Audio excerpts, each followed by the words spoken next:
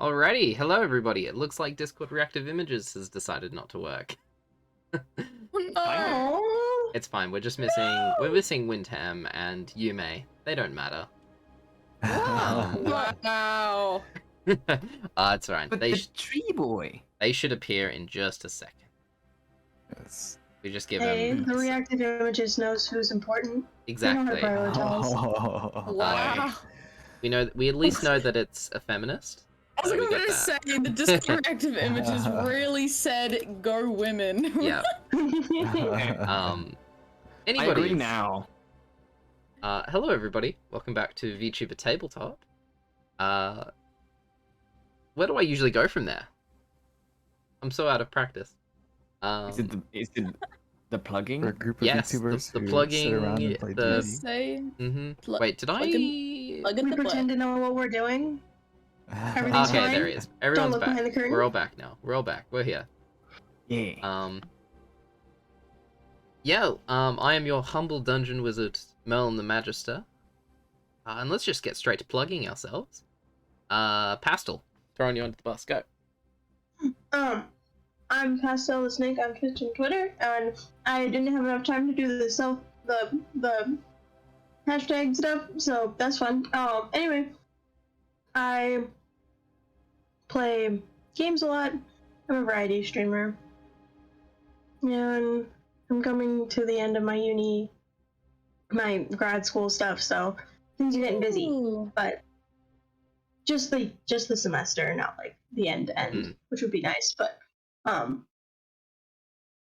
yeah, that's me. Very poggers. Astrid the Arcana. Hey, I'm Astrid Arcana, and I have also finished uni. Technically, but also technically not. What else do I say? Oh, I stream right here on Twitch. And yeah, yesterday I tried out an earlier time schedule, so I'll probably stick to that. So it's like what, 4-5 hours earlier than I usually stream. But yeah. 4 p.m. Australian Western Standard Time, 4 a.m. Eastern Standard Time for you Americans. Rip. And I think it's like a morning. It's like 10 a.m. for Europeans. I don't know. Don't know. Anyways, yeah, that's me. I'm psyched for today. Let's Cool. go. Mr. Usubeni Yume. Hello, everyone. My name is Usubeni Yume. I am not so much a gamer, but I do post poetry and some self-help stuff on my YouTube channel.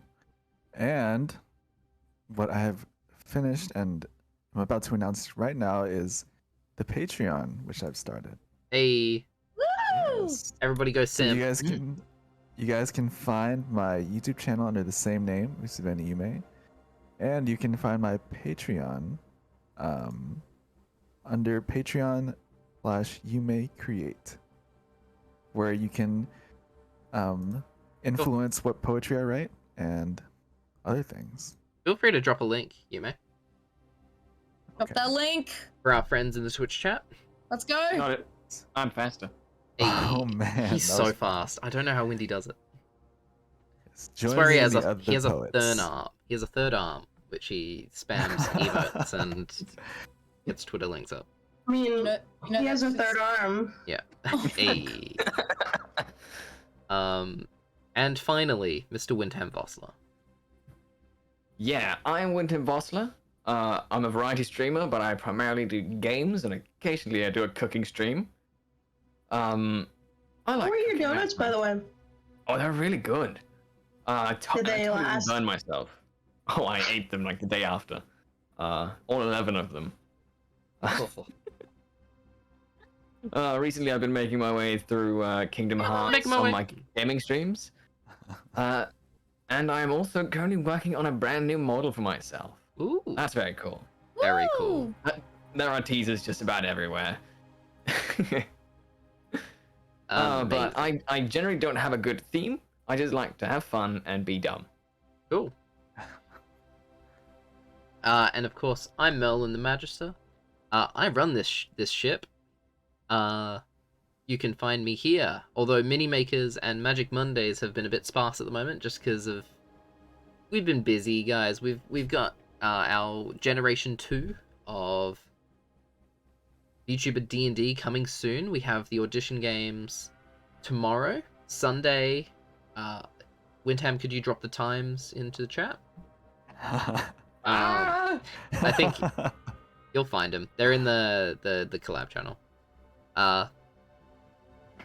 We have both audition games happening tomorrow on Sunday. Monday morning for us Eastern Hemisphere people, but Sunday for you Westerners. And yeah, so we'll be having that. Very, very exciting. Yes, we are playing Homebrew. Forum the Goblin. Yeah. So yeah, keep an eye out for that. We have a lot of ranges, guys. I'm really excited. So yes, we have that coming up. Also, we have the new commands for Twitch chat. Check below to see everybody's class and race and whatnot. As well as name for those new people who might want to know their... who might want to know about our characters and whatnot. And other than that, I think that's about it. Go join our Discord if you guys can. We post... you'll find our notifications for when we go live there for all of our projects, as well as upcoming polls and stuff like that. It's been a bit quiet recently, but I'm hoping to get into it more and make sure it stays updated. But apart from that, I think that's all.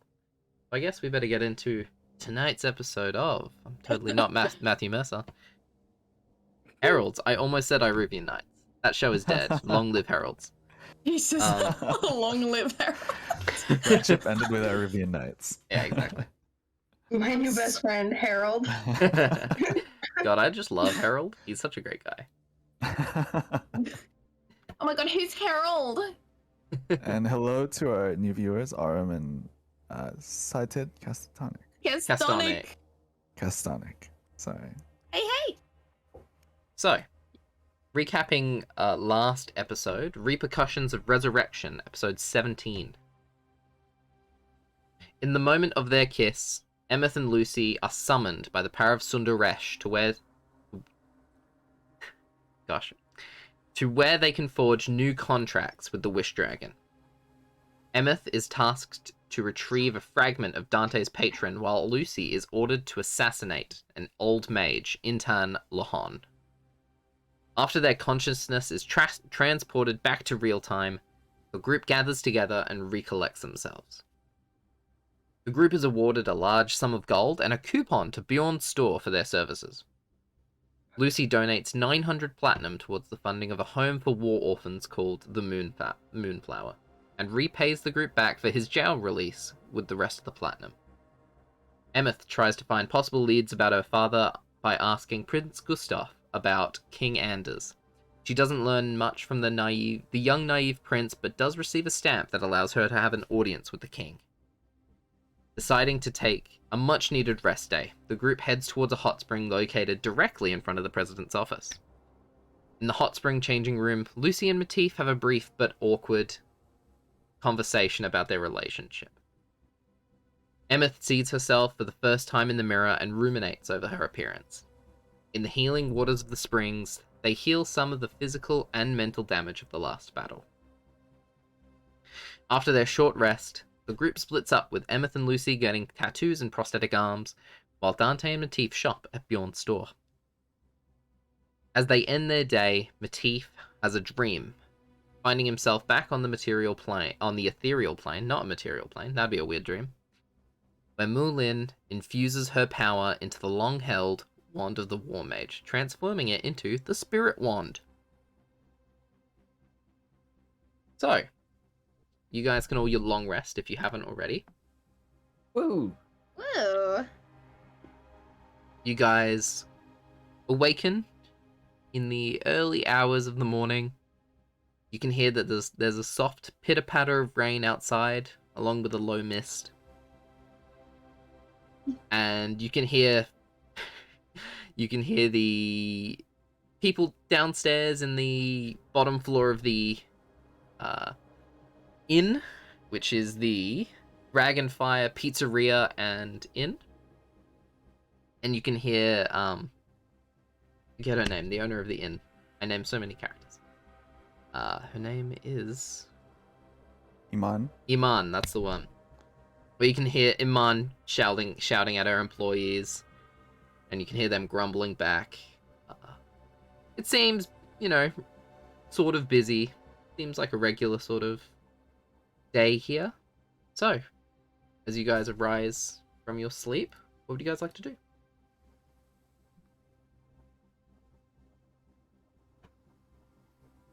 Gosh, don't talk too quickly. Yeah, I don't know. Always wait Gosh. to see, because Lucy always has a lot to do. He's a busy man. Very.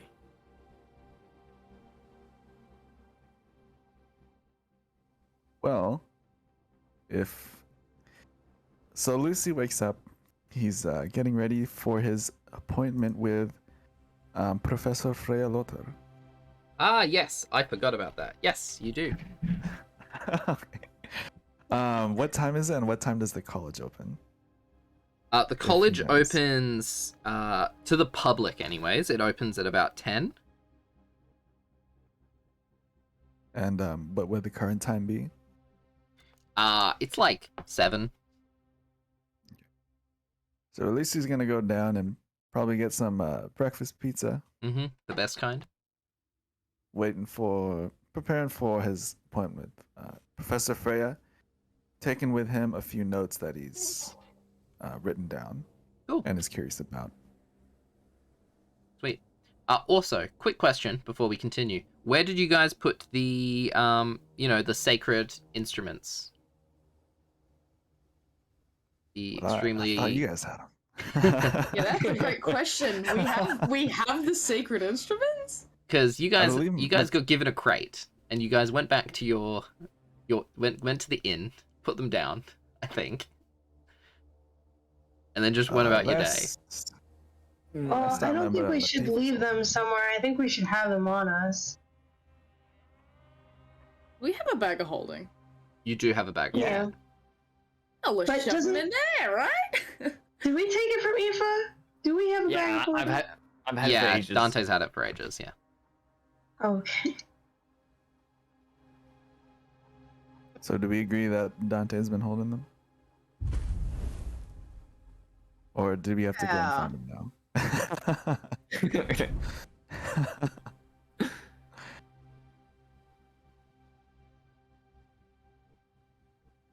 So, Okay. are you guys putting the instruments into the bag of holding? Yes. Yeah. Okay. Yeah. Cool. That's all. That's all I was asking. I was just wondering where they were. I was like, these are incredibly important and expensive items. Artifacts. Yeah, we should if you not may. just leave you Don't worry leaving Yeah. about wherever it. we want. Don't worry about it. It's fine. Cool. It's fine. Emmyth, what are you doing? Because it's the next day, so we have our fitting. Yes, you do have your fitting with. I need to pull up my The notes. guy at Rip It. Yes, the guy at Rip It. I forgot to write his name down. I wrote the name of the store though. I have the name here. It is Hanzo. Hanzo. Oh yeah, I remember. Yes, the small green frog folk person. Rus. Roska. Ruska. I don't know why it's Russian. Yes, hello, I'm Froska. Hey, Fruska. Well, yeah. Fruska. So, you do have your fitting at some point today, but it's up to you when you rock up. Well.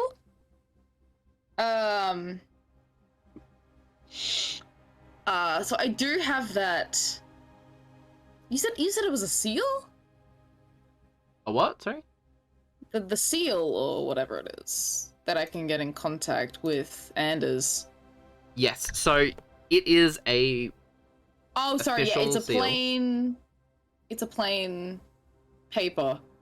So it's a piece of Of- paper with the royal crest on it. Yeah. So you can either send a letter with it, or you can use it to gain an audience with the king. Your choice. Use it to gain audience with the king? Mm-hmm. That feels like really powerful. That's kind of OP. Then again, You asked a 17-year-old prince, "Hey, look, how do was I talk to your intimidated- dad?" Yeah, look, he was intimidated by just how hot Emmyth is. I don't think intimidated is the right one. Look, she was probably squishing her Heralds. boobs together. Mhm. Yes, That's all you call she was it, squishing her boobs Heralds. together. You're gonna regret that when you realize that you're siblings or some shit. That would be really messed up. Very funny. That's definitely the start of a porno. What are you doing, step prince brother? Stance Prince. Oh my god, the step prince of Bel Air. My god. The Step Prince of Oh. Bel End. Yes. Oh yeah. Oh my god. Anyways, in that case, yeah, I'm gonna hold on to that seal. Okay. I mean, does that mean I could just rock up and just, hold the seal up and be like, "Hey, I want to see the king." Yeah, but Or do it. you need to get there. Okay. Yeah. You do know that the capital of the kingdom of Schoberg is Adafidels, which is literally on the other side of the world. Yeah, that's great. Okay. Well, I'm holding on to that. We'll teleport there at one point, I'm sure. We'll be there at one point. I don't really know what else other business Emmyth would want to attend to. Cool. Head down for some breakfast pizza. Yeah, I'm Cool. just gonna kind of go with the flow, unless I really want to do something. Heck, I might go back see my mum, which is not a good idea unless someone talks me out of it. We'll see how that goes. Dante, what are you doing? Yeah, that's me. Dante is probably milling about as usual, but in just a slightly more sad way. Okay. Just a tiny bit less smiley. Okay. Roll a d20 for me. I Random encounter. Let's see what happens. Don't worry about it. Oh. Bro. I will. Cool. You can't stop me. I very much will worry about it. So, other than milling about and looking sad, what are you doing? Probably checking his spell book, trying to read up on stuff, and apart from that, going down and getting breakfast with the crew. Cool. Matif, Thoreau, what are you doing? I got a last name. Whoa. I think Matif wants to go and talk to that professor girl, the one from the book. Yep. And he doesn't assume to have at least introduce himself, make an appointment to meet her maybe. Yeah. After talking to Lucy, you know that Lucy has an appointment with her, so you could probably just tag along if you wanted to talk to her.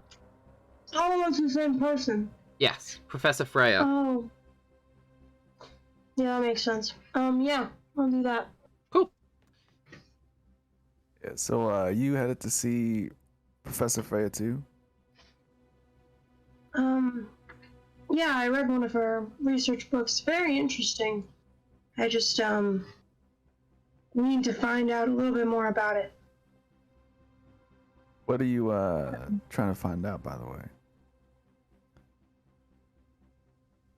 Well, there's a lot, okay. You know those, dreams I keep having? Yeah, you mentioned them once or twice. Yeah. Well, This is hard to. Okay.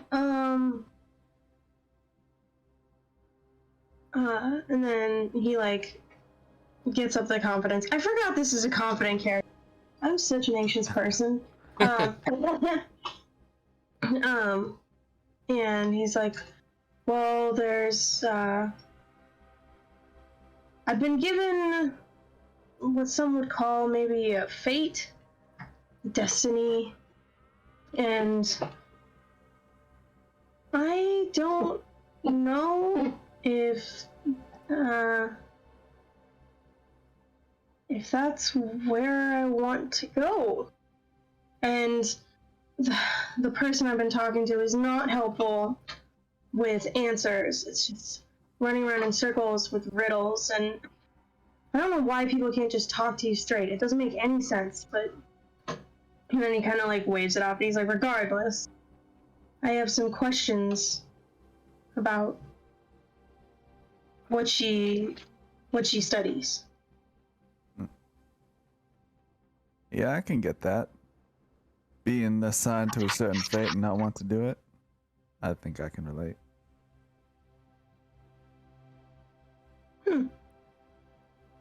Matif will remember that. So I believe the College of Hope opens at around 10. You willing to leave at around that time? It's not the College of Hope. It's Sorry. the University of Lieu'Paix. The University of Lieu'Paix. I misspoke right there. Oh, yeah, totally understandable. Yeah, I don't know what I'm gonna do until then. I'll figure it out. And then he kind of like starts mingling away from the conversation. Cool. So, you have your breakfast pizzas. Breakfast pizza. Breakfast pizza! If you don't have eggs on your breakfast pizza, you're not doing it right, okay? I obviously What if don't I- do it right then. What if I don't like eggs? Neither Well, do I. don't like then eggs. you're a heathen. I don't like eggs either. You know how to live. What the fuck is up with you people?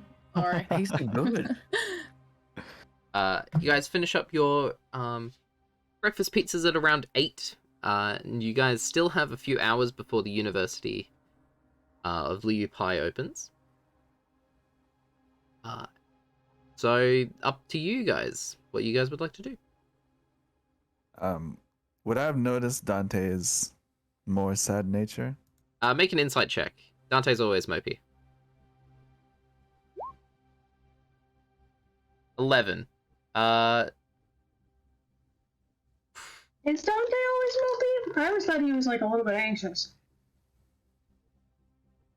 11. With an 11, I think you're so used to Dante being timid and shy that you're not sure whether he's more mopey than usual or like more anxious or sad. You don't know. Can I also make this check? Sure, go for it. Now, what is your Dante modifier? 17. Matif, you definitely realize something's up with Dante. I don't know whose scene you want to do first, but I'm gonna go talk to him about it. Okay, you walk over to Dante. Hey, you good? Hey, yeah, I'm fine. I'm doing as I usually do. Yeah. How about you?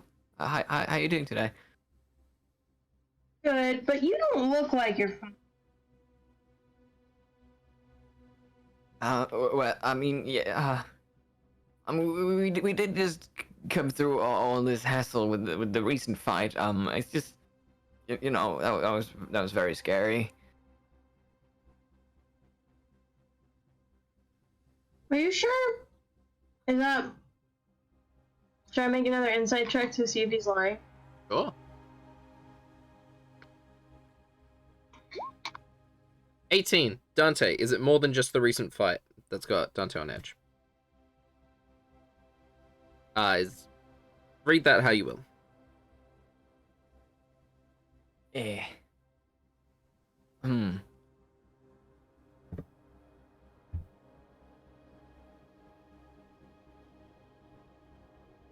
Yes. Yes to what? There is more, slightly more than just the fight. Well, it doesn't seem like that's really all of it. I mean, yeah, the fight was brutal. I mean, and then he looks over at Lucy and just kind of like makes a gesture. He's like, but seems like something's off. Well, yeah. It's well, there's all this there's all this pressure now. Like it's just everything suddenly got so dangerous, and I could have helped. I could have helped Lucy, but I wasn't ready, and I've got I've got this whole tree business. It's just it's a lot. And I need to be I need to be prepared for more. I think. It. Yeah. It's just. Well, everything's scary, you know.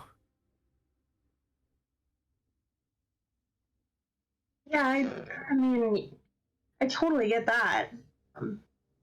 But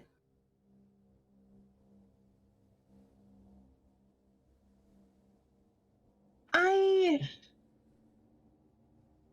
don't know how to make you feel better. And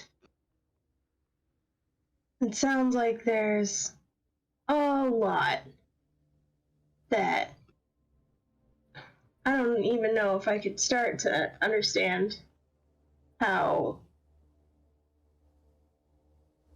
you feel. But we're a team.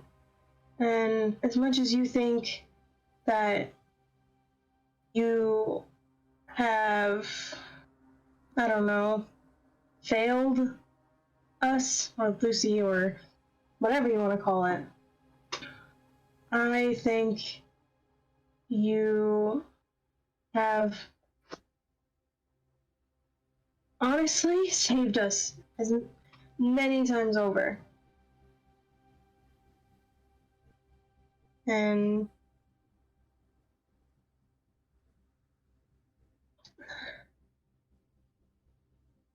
I don't want to see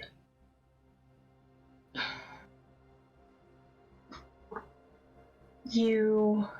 Oh god, what am I trying to say here?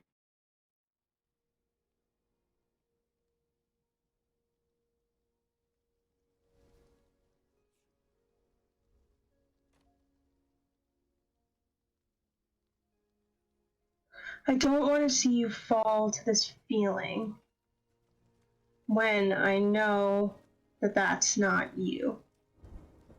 Does that make sense? Yes. Yeah. I think I know what you mean. Yeah. Well, I mean, everyone's been telling me recently that things aren't that dangerous or scary, and I should have more confidence and be more out there. Just everything. Who's saying keeps that? Getting everything. Well, Emmyth and Lucy and you know, everything works out, but everything keeps getting more dangerous along the way, and just I I don't enjoy that. But I think we can probably make our way through it if we all stick together, and you know, if we do it the way we've been doing things so far. I'm not gonna lie, Dante. This stuff is hard. And there's real danger out there. And if we're going to do what I think we're gonna have to do, we're going to be tried again and again. And it is not a personal failing to be scared. I'm scared. I mean, I think you would be hard-pressed to find someone in this situation who wasn't. And I think that it is uncalled for someone to tell you that you shouldn't feel how you feel. And that everything's gonna work out in the end, because it doesn't. It really doesn't sometimes. And we got lucky. We got very, very lucky that Lucy was able to be... And then he kind of looks over at Lucy again, and he, like, makes kind of a... Not like a full disgusted face, but like a... Like, he's obviously not okay with the situation, but, like, it's not... He's, like, not doing it because he thinks that Lucy is disgusting, but that, like, the situation is, like, fucked up, right? And he, like, turns back to you, and, sorry. I got excited. And he's like,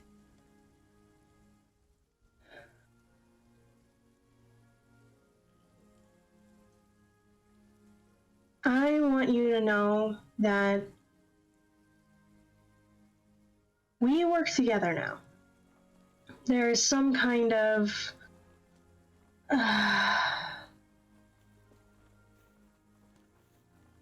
fate, and he like kind of says the word like it's acid in his mouth, like he hates it. That we have to do something or the world's gonna end. But I think that you have what it takes. And it's okay to be scared. And it's okay to think that maybe, I don't know. But, and he like puts his hand on Dante's shoulder, and Dante's like, what, 3 feet shorter than him? Yeah. I'm about So you're like 3 feet taller, I think. So he's like almost kneeling, right? And he's like, I believe in you.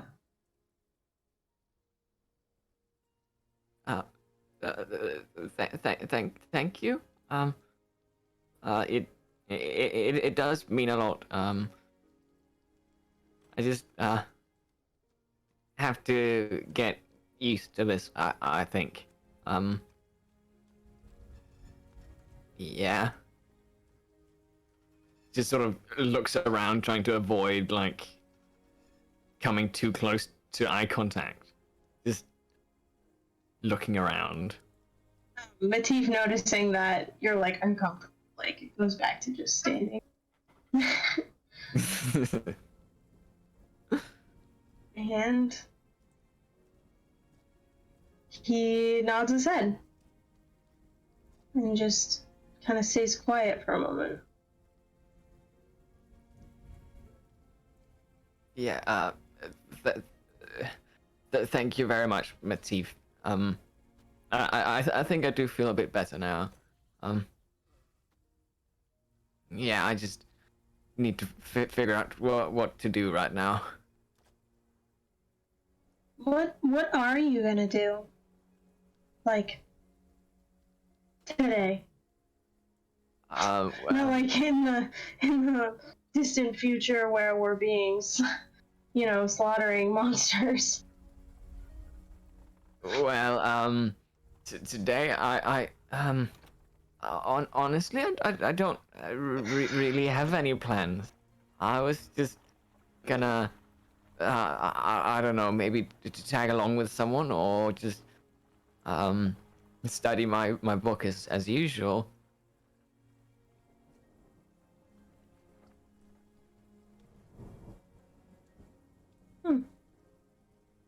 You don't have anything you want to do? Well, I have most of the supplies that I need, and Dante, roll a d20 for me. yeah. Your what? When Matif says, is there anything you want to do? So the bottom floor of the Dragonfire Pizzeria and Inn is open, right? So the upper floor, the inn portion of the establishment is on the upper floors, and the bottom floor is basically open to the elements, right?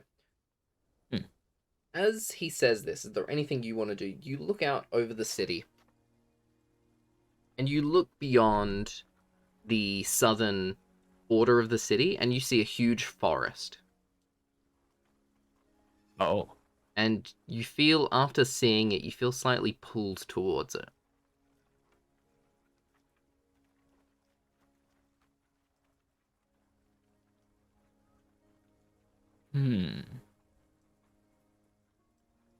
Well, something tells me that's a great place to go. No, it's not DM intervention, Burner. I have stuff planned, okay?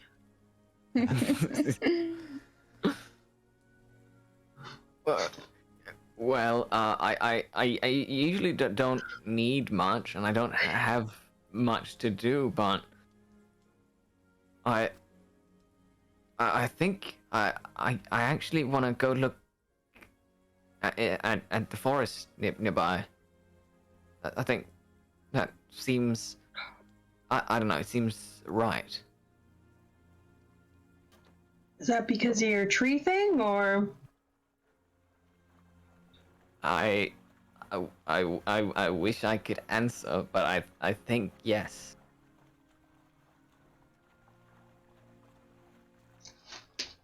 Now, yeah. Do you have any plans for today, in general?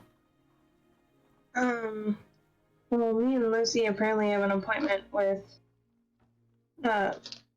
this professor from a book I read. What was it, 10? And he are you still there?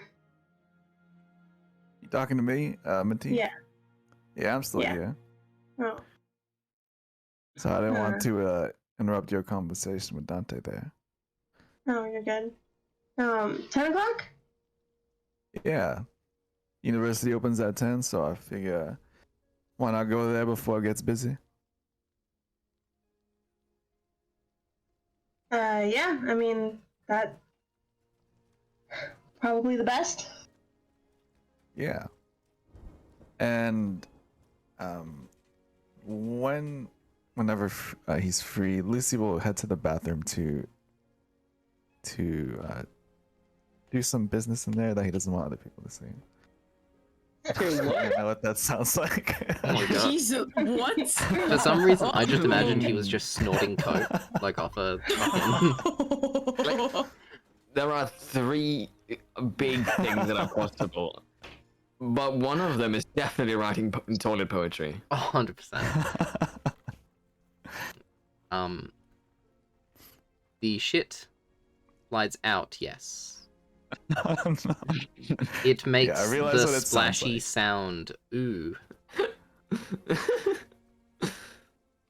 Yeah, but there's other things that he wants to do without having to go back to his room. Okay. Yeah. Cool. So, as you guys wrap up your breakfast pizzas, Breakfast pizza. what are you guys doing? Who's going where? What's going on? What time is it? It's like 8 now. Okay. So before Lucy officially starts walking towards the university, Mm-hmm. in the bathroom, he has a conversation with Sundaresh, or at least tries to. Okay. Yep. Mm-hmm. So he's sitting on the toilet, the stall's closed, and he puts his hand on the sapphire on his chest. Hey, Sundaresh. Good morning. You feel the connection begin, but she doesn't reply. Do I get the feeling that she's listening? Yeah, you get the feeling she's listening. So seems like you're not one to beat around the bush very much. But here I am again today, trying to make amends for a rocky start. You Are can you willing? make amends by completing your tasks. Yeah, and I understand that. But my question for you is, what is your wish? What are you getting out of all this? She doesn't reply, but you can hear her breathing. You feel like your ears tingle as if she's right behind you. Presence of the wish dragon kind of overtakes you. And you can feel, as you close your eyes, you can almost feel like you're back there in the crystal cave. You hear her breathing, and then you feel the connection fade.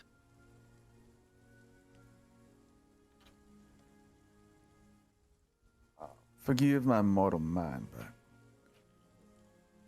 are you trying to tell me something? She's cut the connection for today. Okay. You say this and that you get no response, and you get the impression that she's not listening anymore. Well, it'll happen eventually. I She flushed put her this way. dragon fingers in her dragon. La la la, I'm not listening. You caught her in the middle of her dragon pizza. So Okay. Dragon pizza. cool. So you finish. You come back from the bathroom. Cool. So, Lucy, you're heading to the university before it opens. Emmyth, where are you going? And also before I walk to the university, I'd probably set the time with Emmyth to get the prosthetic on. Okay.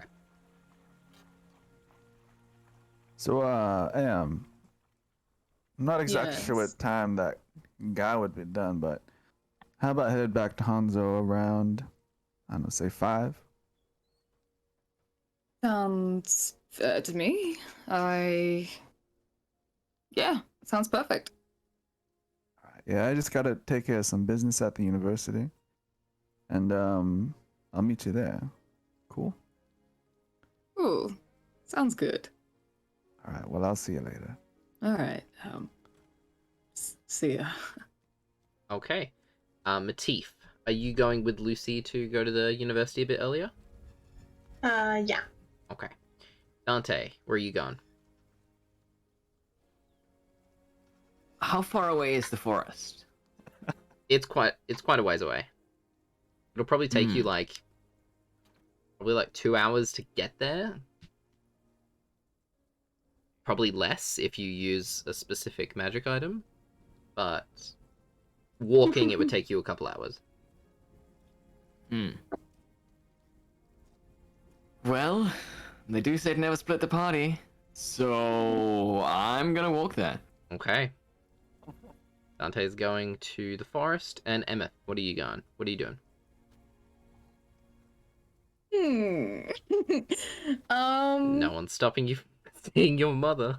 Yeah. Yeah, exactly. Well, you didn't say it to anyone. Exactly. Exactly. Um. Um. Yeah. What I'm gonna do is I might go. There's beaches around, yeah. Yeah. So on the northern side of Liupai, it is a huge cliff face, right, where the university is. But if you go to the west or if you go to the, sorry, on the eastern side is a huge port, but on the western side there's kind of these stone like pebble beaches. You do know that you have to wear like shoes, on the beaches because it can like hurt your feet, but they are pretty nice. Okay, well, I will clamber atop, well, maybe some rocks or sit on the edge of the cliff face. Mm-hmm. I'll just sit there and kind of, look out upon the ocean and, take some time to, like, put my hand on my head and just Feel the bald kind of head. contemplate it again, like, As you and take also, your hat off, because it is raining, you feel like the pitter-patter of rain on your bald head. I kind of, smoke a little, like, that kind of feels nice. I heard smoke, and I was like, fucking Amish isn't here. And it feels nice, I guess. And then, I put a hand on where my left arm would have emerged. And kind of just feel it, because that is a surface she's never been able to touch because it's never existed before. Mm-hmm. And just, and then probably think about Matif and Dante, and Lucy, and think, shit, I care about these people. Aw, shucks. Ah, shit. And I will make my way. Make my way. I'll make my way to the house of Delnoa Kendall. Oh boy, okay. Oh no. So here's how we're gonna do it. We're gonna do Emmyth first, then we'll do Dante, then we'll catch up with Lucy and Matif. Cool. Alright. Emmyth. Dante walking alone into the forest. Nice. Emmyth, as you sit on the rocks, you tie back your bandana back around your head and put your little captain's hat, the little pirate hat, back on, and make your way back to the abode of your mother, Delnoa Kendall. You arrive at the front door. You see its beautiful wooden building, and you can see that the chimney is currently emitting smoke, so you know that your mother is in.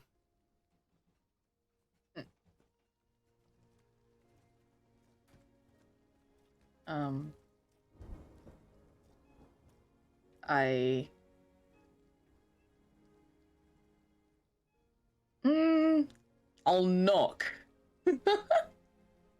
Okay? You knock. Make a perception check. Oh, okay. Perception, go! Oh no. Cool. That's not juicy. Cool. You stand at the front door, waiting for a little while, before you hear the many locks on the front door. You hear her undo all 6 locks. Open the door, and there you see, in a little red dress, very tightly fitting, lots of cleavage, bright orange hair, you see your mother, Delnoa Kendall. So you've come crawling back. Unsurprising. And she walks back into the house.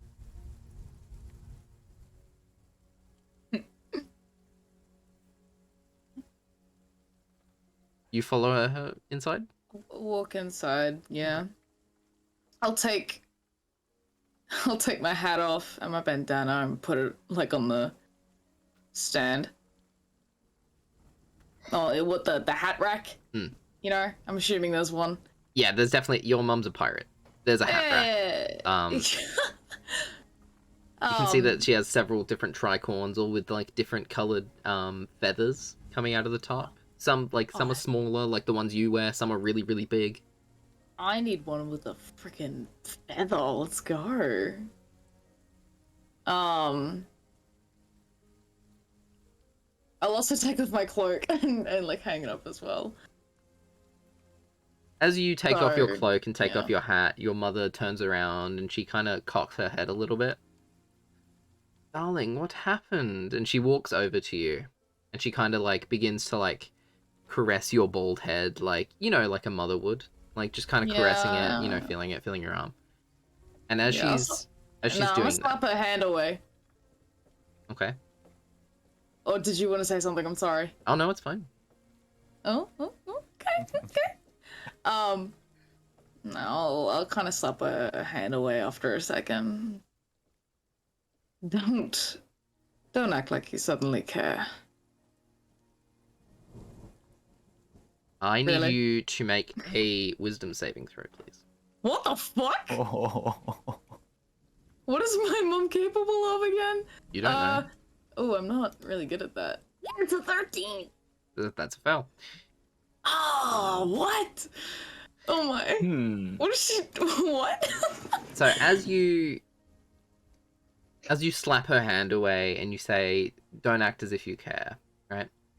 She gets this like pouty look on for a second, and she walks over to you.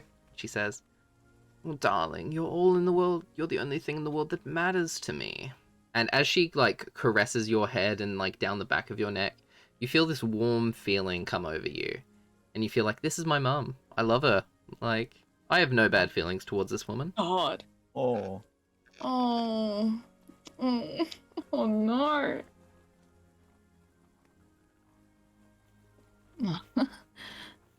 It's good to be home with you, Mom. Yes, you were gone for such a long time, darling. I missed know you where you so were. much. I missed you. Oh, I know. Come with me. Let me have a look at your new look. She takes you over of course. to her. What do you think of it? She brings you over to a chair, and she begins to like caress your head, and look at your arm. And I'll describe it this way because I don't think I have in the past. It's not like when somebody gets a limb, what's the word? Gets cut off. I forgot what it's called.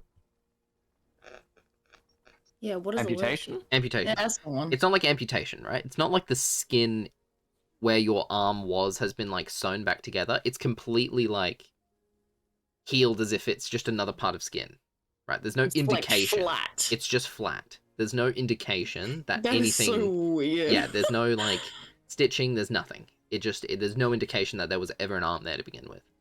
Mm. And as she's doing this, she looks at your hand where she sees the small sapphire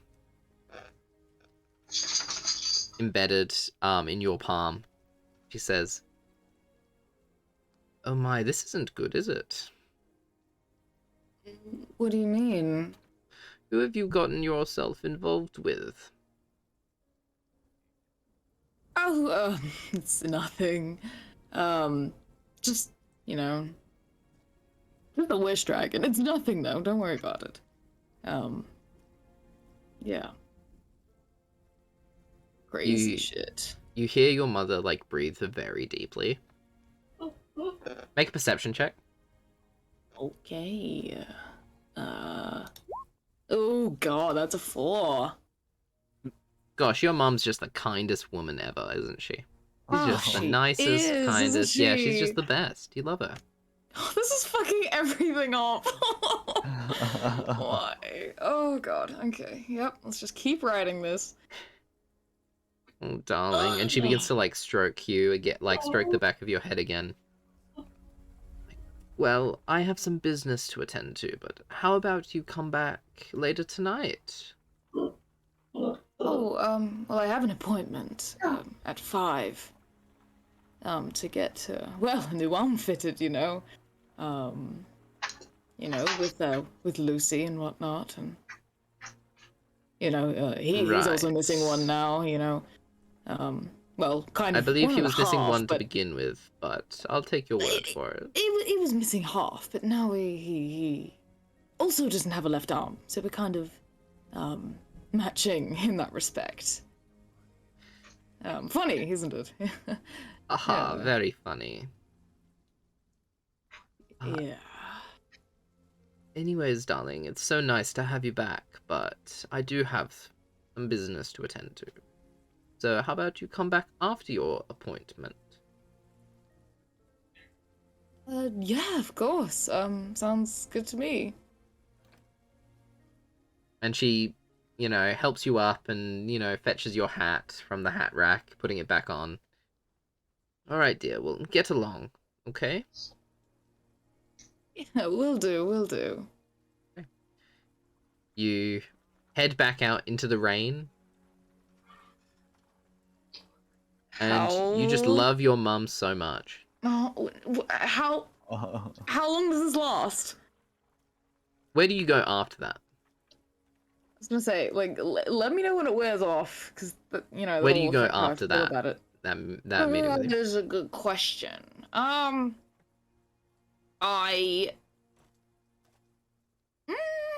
I'll go to eat. I'll go to like a tavern and get some brunch. Whatever the nearest one is. So, I don't know how far away of a walk that would be. 5, 10, 15 minutes. I'm not sure. Sure. The closest one. That looks nice. Just to get some brunch. You find a cute little cafe called Fried Fiddles. Oh. It's a small little joint. You have to duck going in through the door. It's obviously gnome-sized. It's not quite like... It's only like 5 foot tall, the door, so bigger folk can get in, they just have to duck. And you head in and you can see that there's a stand where some gnomes are playing the violin, giving some light entertainment, and you get in and you get some like bruschetta and some like really, relatively fancy brunch foods. You sit there for a while, enjoying the atmosphere, and after about an hour, you begin to realize what the fuck happened when I saw my mum. What just happened? I went in there to give her a piece of my mind, and I came out loving her even more. What the heck just happened?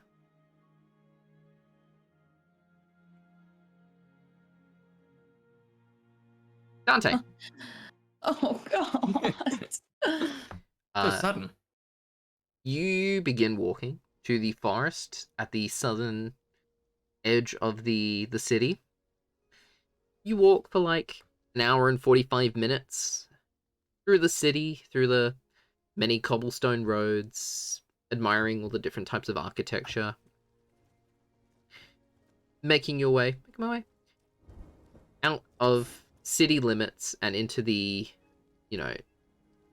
farmsteads and, small little village areas on the very outskirts of town. You walk for a further 30 minutes and you hit this huge forest. There is a path that takes you straight through the middle. And as you begin to wander through, you can see all manner of birds and other types of wildlife. You see rabbit trails and other assorted like wildlife within the forest. Mm. And eventually What? you... Oh, sorry, you go. I was just gonna say, once I'm a bit inside the forest, Mm-hmm. I'm going to use my as of yet unused ability with Mhm. the Antlers of Koresh Yep. to transform into a white stag. Yep. And sort of venture deeper into the forest as a deer instead. Cool. You Dante turns into a stag? yes. Yeah. That's cool. You focus on the antlers and you feel your body morph, and you take on the appearance of a pure white stag. As you begin to look around, you see a familiar face. A giant stag of overwhelming proportions. Huge. You see it wander over to you and kind of like put its like forehead to yours and begins to walk further into the forest. I will follow it. Okay.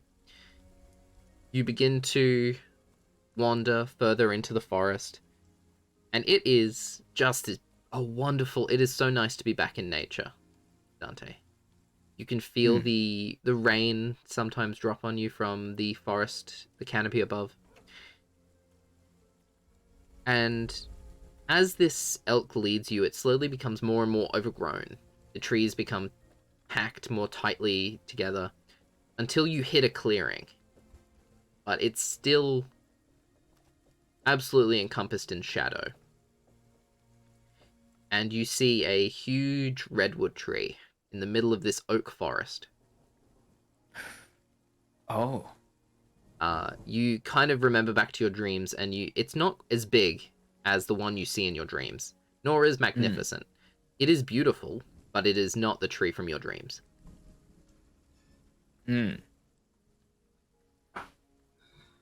I'm going. Well, yeah. How does the big elk behave around this clearing? You see it circle the tree for a while before it kind of gets on its front legs, and almost looks like if an elk could like pray, if you get what I mean. Like it kind of bows in front of the tree. And you see the elk, as you stand there watching it, it slowly begins to disappear, and it turns into these golden sparkles that float into the tree. And the tree shimmers with this golden light for a second before fading, and you're alone in the clearing.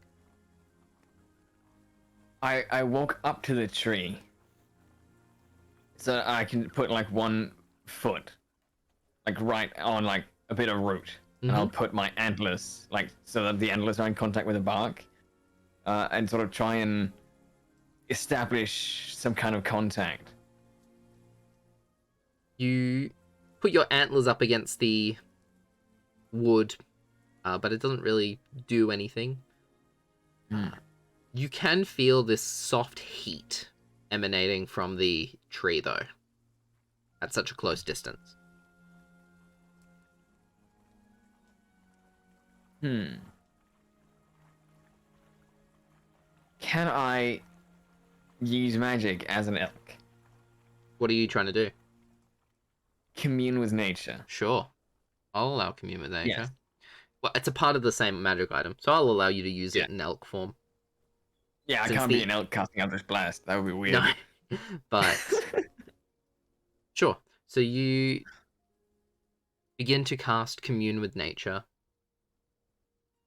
Your antlers touching the tree in front of you.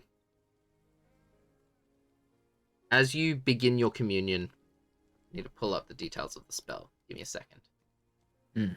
Commune. Because this is like a 6th level spell, I'm pretty sure. 5th, I think. 5th level spell. The big old level where you guys are at. That is a big old level. Yeah, I have high level spells. I can't help it. You focus on the spell for a minute. It has a casting time of a minute. And during that time, you become hyper aware of the nature around you. You can hear birds chirping 3 miles away. You can feel all of the animals and all of the trees just encompass you and feel like an extension of your own body for a second. Like you could stretch out and stretch your legs, as it were. And as you kind of do this and you shake a leg, you hear a tree shake like a few miles away.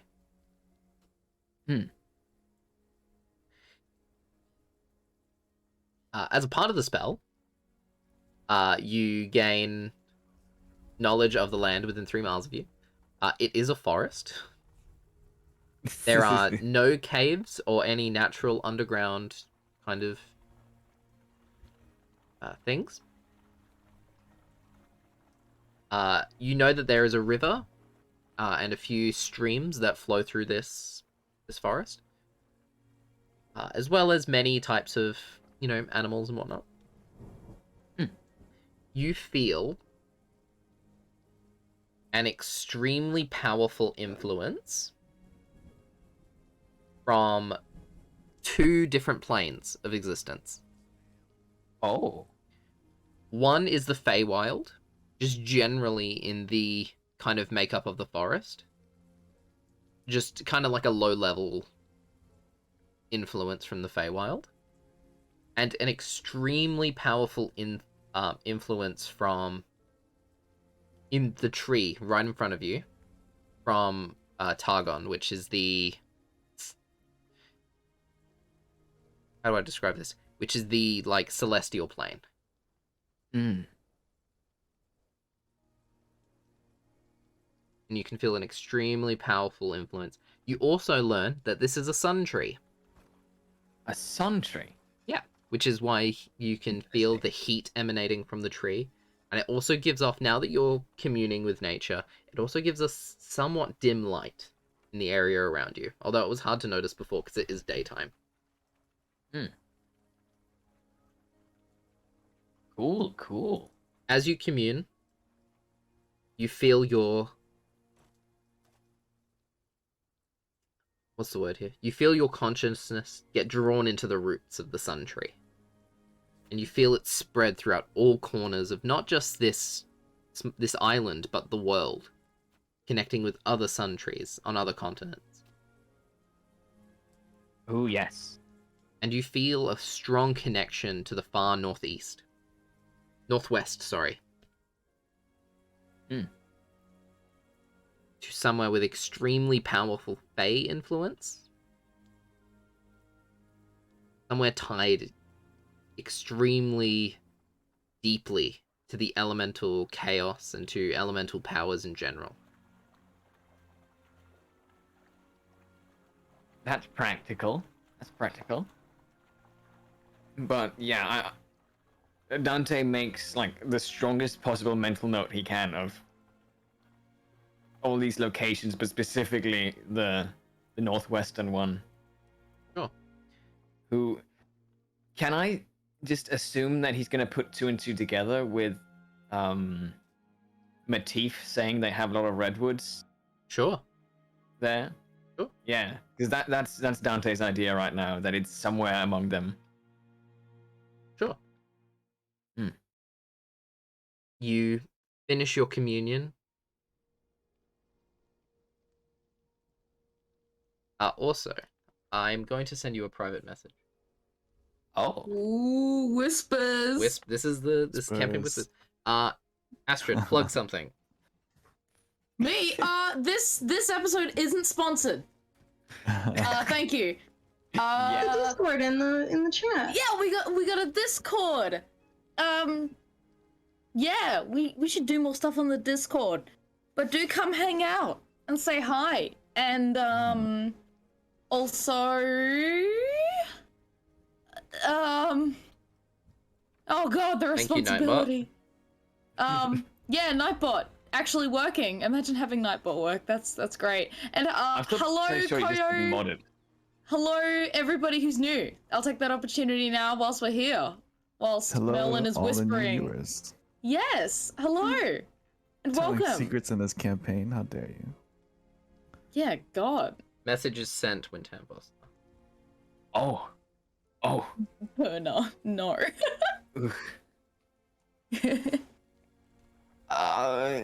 I'm really quickly gonna have to look at something for that one. Okay. Oh.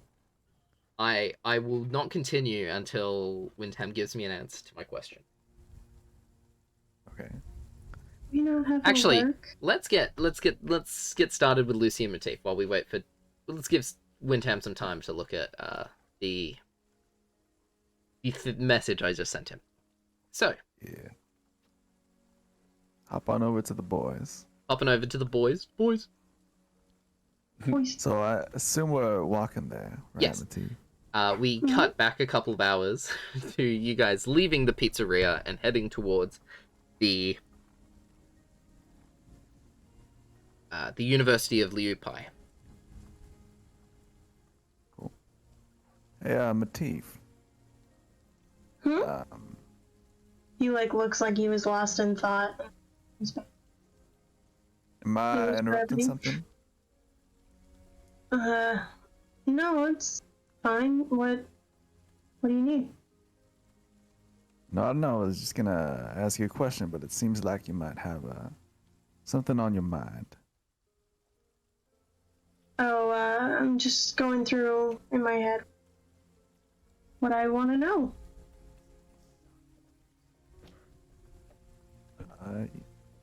All right. Well, I wanted to ask you something, considering we didn't get off to the best start. And what made you come to that conclusion? Look, if we're gonna do this, you're gonna have to be a little bit less sassy, or else we're just gonna go right back to it.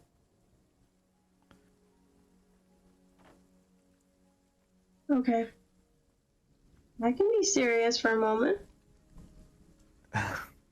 Does he say that sarcastically? Yes. God. But then he does actually get serious. Okay, yeah. Let's say Lucy breathes in, and then he lets out a big breath. He's like, "All right. Tell me a little bit about your crew, Thief. Because I do know that in the past you used to run with some pirates, and I know you did lose them." He gets like a very quizzical expression on his face. And he's like, why do you want to know? Well, you see, my mom, she was my mom, actually. She was very good with words. And, you know, I am too, but not when it comes to people. Specifically, people that piss me off. I'm gonna So- pretend like you didn't just say that. Well, I did. But, besides that being beside the point, I feel like if I knew you better, then maybe I'd be able to understand and not hate you so much. Okay. There was a lot of us. Probably, what did we say last time? 30? I believe it was around 42. Was it? Yeah. Okay. I mean, it's pretty average size for shipping vessel, as we named it. We called it. Our ship, the... Fuck, I never named my ship. I named the other ship. Wait, let me look up ship name. It's only gonna give me modern stuff. Medieval ship names. Oh, that's just the type of ship. Fantasy ship names.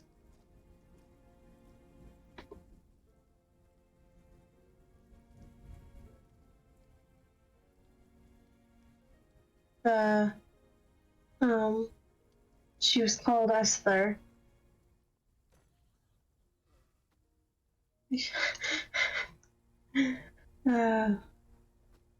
Nice name. Yeah, she was good. Yeah, I haven't been on too many ships in my lifetime. Mostly just roaming around the lands as a soldier. You spoke a little bit about it, but what got you into the military? I thought about it for a long time. I actually thought I wanted to be in the Navy. Oh, really? Yeah, well, Yeah. I remember, working the fields, not really doing much. My mom, she was a great writer. She always talked about books. My dad, he was a traveling merchant. Mostly just went around and sold whatever we grew. And I remember one day my ma, she gives me this flyer. It was for the Markovian military asking for people to become heroes. Right? And so here's this little farm boy, not knowing anything other than really just the town he's from. And now here's a chance for him to be something greater. And I feel like, many kids have that feeling once. And there I was, a young, naive boy, trying to become something greater.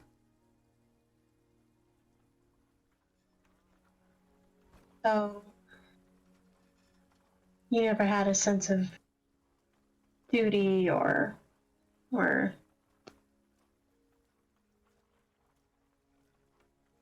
Well, I don't know if I never had a sense of it, but I guess I wasn't really sensitive to it at the time. My mom, she always told me about these cool stories that she read, but for one reason or another, I never liked it not until I met Eve. that was the girl, right? That you've talked about. Yeah, she comes up every once in a while. She was actually the girl on the boat you tried to destroy that one time.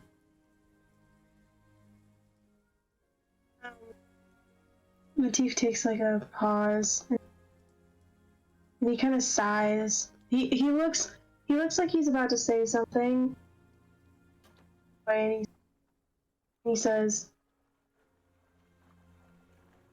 "I'm sorry, I didn't know." Yeah. Well, I already beat you up for it, so water under the bridge, huh? Yeah, that's not really a great way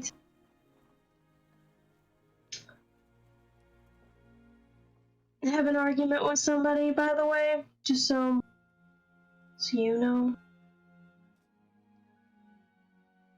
Noted. I'll keep that in mind. But did you purposely not answer my question about your crew? Oh no, I guess we just started talking other things. I mean, they were amazing. When you fought with someone for that long, it becomes like a family, even after, bad circumstances, meeting. Like, I'll probably never, and then he kind of pauses. And then, like, you can kind of tell that his eyes are getting teary a little bit.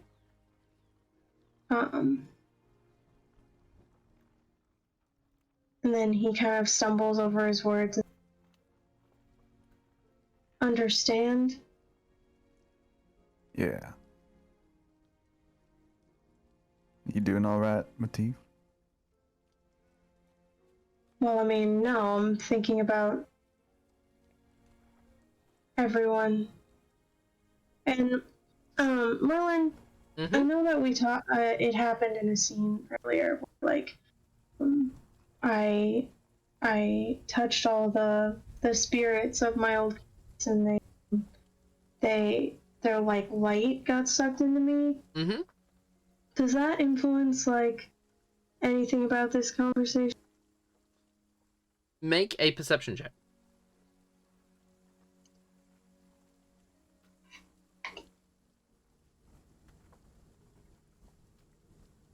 Okay.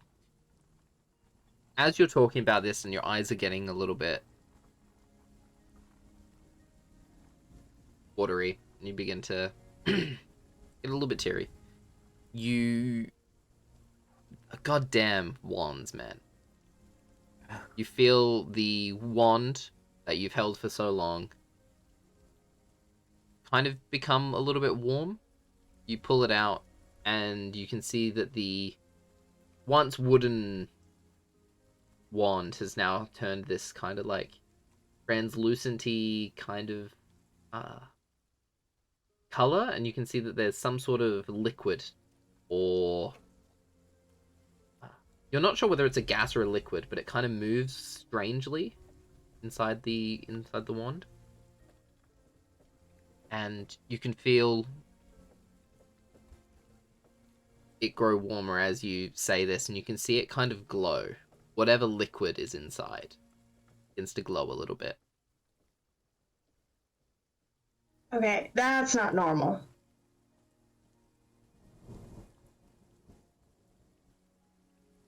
Can I make like a Arcana check to figure out Sure. what this is? Go for it. Sorry, I didn't mean to cut you notice off. the 9. The In classic wand? Matif fashion, one high roll to a low one. Wow, magic's crazy. Whoa. Like, you can probably assume that this is in some way connected to the souls, to some sort of spirit or soul. You're not sure whose or what.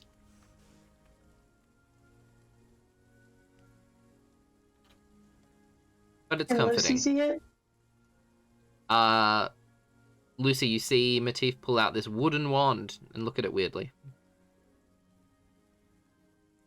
What And is then say, that's not right. Never seen that before. Where'd you get that from? I will. Does it look... Sorry, I will say this. Lucy, you've seen Matif carry. Matif's been carrying this wand for a while. He doesn't use it very often, but you do know that he does use it. To you, it just looks like a normal wooden wand. Looks like oak. That's a nifty little wand you got there.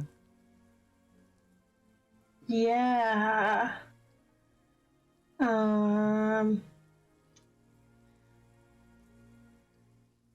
Magic. Yeah. I guess I haven't used it as much as I thought I was going to when I first got it. I found it in a... Wasn't it like a hole underneath that big log? And we like went into the hole. It's like a... Oh. No, you got it. I'm pretty sure you got this episode 0. Yeah. Yeah. But I can't remember, whatever. I say how I did it, but I don't... Pastel doesn't remember. I think you just pulled it from like a chest or something.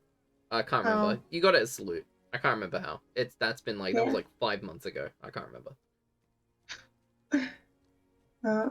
That was right after me, Dante, and Emmyth first met.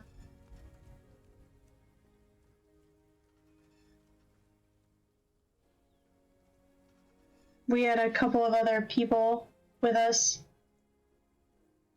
I guess death seems to follow around. Yeah, now he's literally at your side. How ironic is that? What do you mean? Well, considering I did die and all, well, I assume I died. But actually, that's the reason I'm seeing the professor. I mean, technically, we could get into a philosophical argument about what is and is not death, but When he says this, I grab his hand and put it towards my chest where my heart is. that's not normal. Yeah, definitely not normal. So, here to figure out what it is and if it changes anything. Matif takes a long pause, and you can tell that he's about saying something. He just he doesn't know whether to say it or not. What were you saying? Don't worry, I was just gonna make a joke about how he's hard. Don't worry about Shut the fuck up! it. He has a hard time. I got it. And he finally, like, very solemnly, says, "You know that this isn't how it's supposed to go, right? You know that this is not okay. People don't come back as themselves.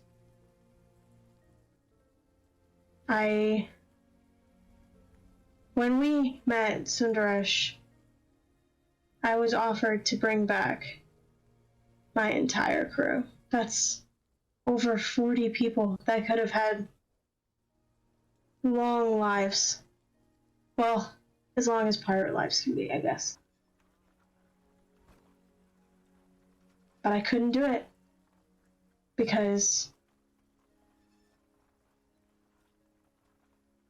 those people, they wouldn't have come back as themselves. I don't care what spell you cast, I don't care how amazing it is, no one comes back from their time without being drastically altered to a point where who knows if they're still themselves. You know this is not okay." Are you saying you're gonna do something about it? Because as I see it now, I don't really got a choice, Matif.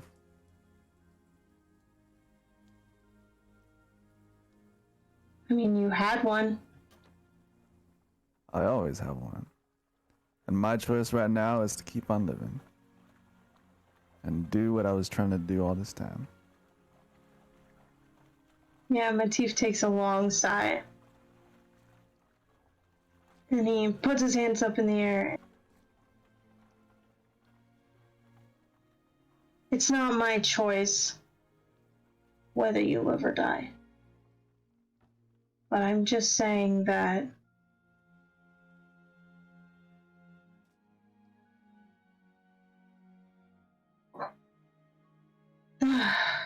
never mind. And he kind of like takes a couple steps like forward and tries to go a little faster. Like, Okay. not like trying to lose you. Getting to where we need to go. You guys. And then Oh, sorry. stay silent for the rest of the trip, yeah. You guys make your way up the steps towards the University of Lieu'Paix, which is this huge, sprawling castle on the edge of the cliff face. It's made of a dark stone that is not native to this region. You've seen the cobblestone and the other stone buildings in this city, and they're kind of this like light gray kind of deal. This is dark, not quite obsidian, but very dark gray kind of stone. It looks imposing. It looks honestly kind of scary, like the pure size of this castle. But as you make your way onto the campus, you see kind of like these little posters that have been strung up, like Jimmy for president, mage, like dueling club, that kind of stuff. And you've definitely made your way. College stuff. Normal college stuff, yeah. You see that there's the, like, you know, there's signs recruiting for the ULP Draconic Society, that kind of stuff. it looks like a normal kind of university. You see lots of youths kind of milling about, people in their, late teens, early 20s. You see a couple of mature age students who are in their, like, early 30s, kind of in their, like, novice, like, their apprentice uniform, but they look kind of out of place, as opposed to all of the other students. But, they're trying their best. Hey, they got their non-traditional. Exactly. You guys make your way onto the campus and into the main building, the main castle area. You can see that the students that have begun milling about are coming from these kind of turrets, these kind of towers that are at the corners of the campus. But you make your way into the main chamber of the castle, and you see that there's a front desk with a older human woman. She's kind of, at the front desk doing some paperwork. You can see that there are security guards at the front door with this large... I'm gonna be real, guys. It's one of the, like, airport scanners that you have to walk through. But it's got runes on it, right? So it's magic. So I can tell this is in the United States. Exactly, yeah. As you approach the front door, you can see that there are these two heavily armed, like, mage police, essentially. You can see that they're wearing this uniform, and both of them have a sword on one hip and a wand on the other, dual wielding. And as you step up, they're like, any magical items on you today? A lot, actually. That's not a problem. If you could just identify them for us, identify what your items are, and step through the gate for us. I do that. Cool. As you walk through, it pings, I believe, 4 times. You have 4 magic items on you, I believe, yeah? Let's see. I have my Ring of Protection, my Cloak of Torden something. Yep. My Wand of the War Mage, and my Glass. Cool. You walk through it, and you hear it, like, chime 4 times. Thank you. You can move further into the castle. Next. Looking at you, Lucy. Yeah, well, I got my trusty little belt over here, my magnificent sword, little surfboard on my back here. And he looks towards his chest. I believe that's about it. Not a problem. Step through the gate, please. You step through, and you hear it chime 3 times. Sir, is there something you were forgetting to... Oh, wait, sorry. 4 times. Is there any other magical items in your possession? I'm not sure, actually. That's why I'm... Go ahead, Matif. I think Matif does kind of, like, look at you oddly.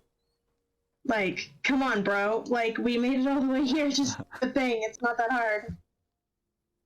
You can see that he reaches into his back pocket and he pulls out this very long, thick, like, it looks like Dildo.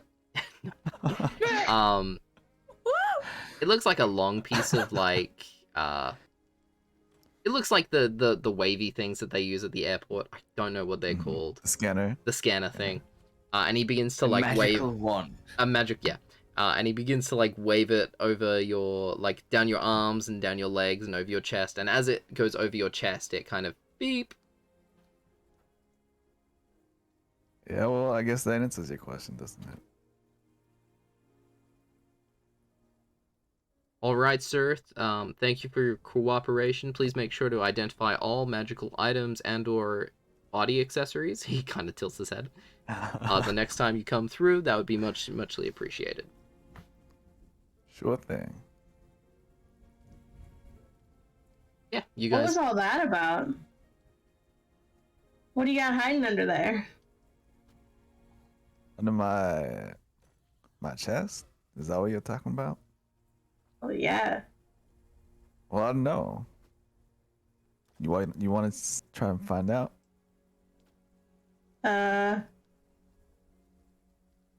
Not.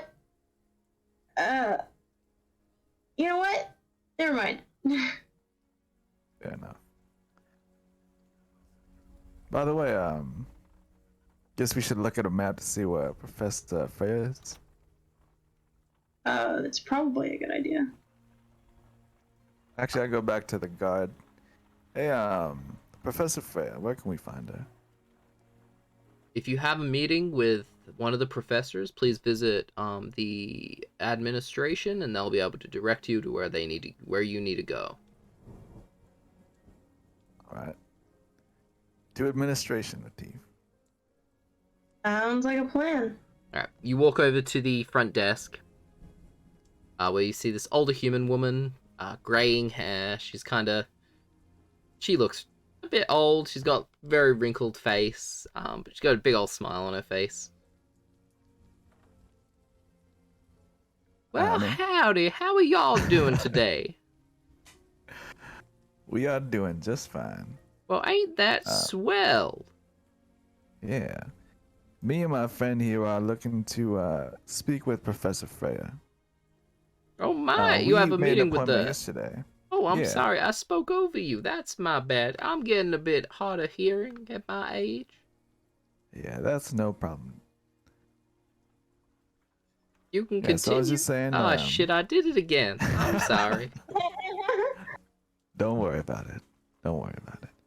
So my friend Matif here and I made an appointment with Professor Freya for today.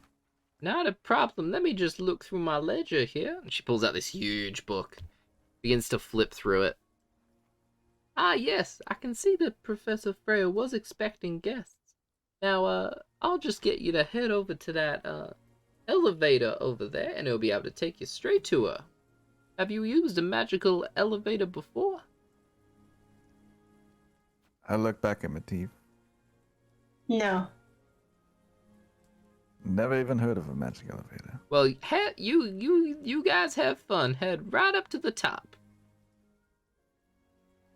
She gives no Alright. further explanation. Fantasy elevator. Well, else Why'd first, she I guess. ask? Why'd she ask if she wasn't gonna give us instructions? She loves chaos. Cool. You walk over to where, in the direction she pointed, where you just see this kind of empty, like this small empty room, maybe like 7 feet by 7 feet.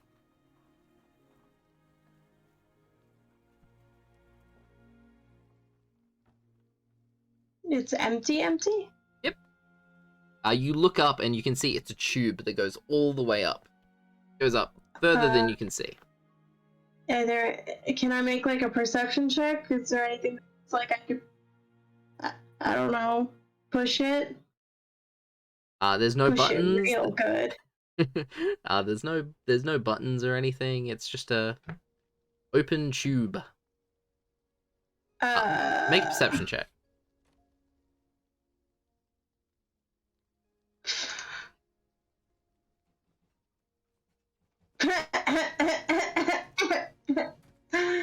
Wow, this is a weird tube. I look at Lucy and then I shrug. And Lucy looks back at you and says, "To Professor Freya's office?" Nothing Please. happens. Is the door still open or is it closed? There's no door. It's just an open, like, where the door would be, like a door. It's just a empty. It's like an arch, just leading into this tube.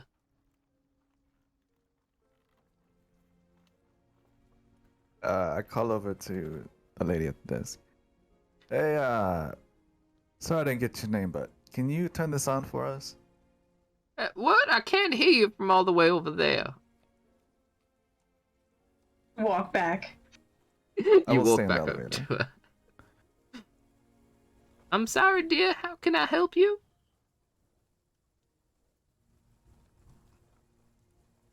I stayed in the elevator, by the way. Yeah, I'm talking to Matif.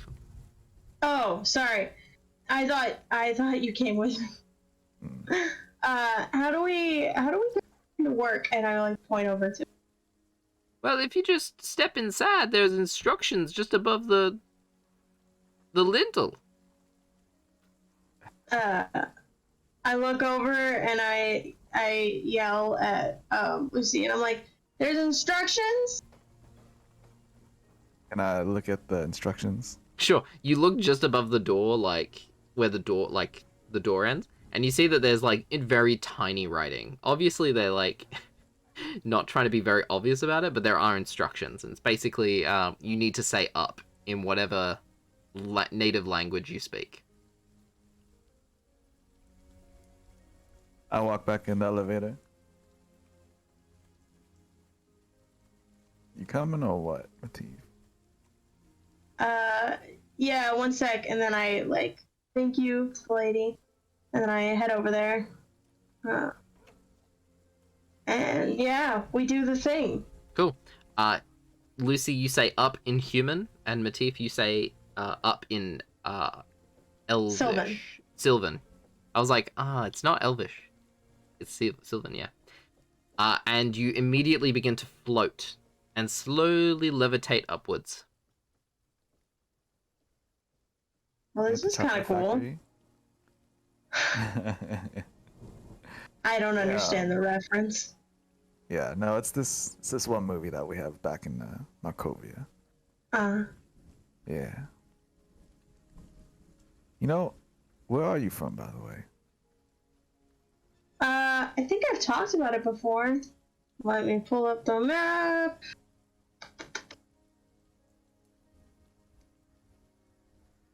I'm from this place. You're from Solby. The Elderwood. Oh yeah, Solby. In the Elderwood, yeah. In the Elderwood. Yeah, I've talked about it before, I think. Yeah, well, you know, there's a lot of party members we got nowadays. Is 3 a lot for you? More than I'm used to. It's been a while since I really traveled with anyone. Probably about 2 or 3 years. What was that noise? Did you hear that? I don't know. Something on the wind? Yeah. I don't know how the wind's elevator. getting in here. Yeah, the elevator. Fuck, I had something to say and I don't remember it.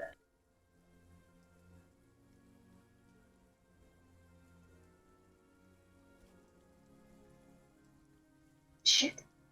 Alright. While you guys drift your way up up the shaft. Oh my god. Oh my god, come on. You guys travel up about 9 floors before you begin to see an end to this shaft. How does it know where we're going?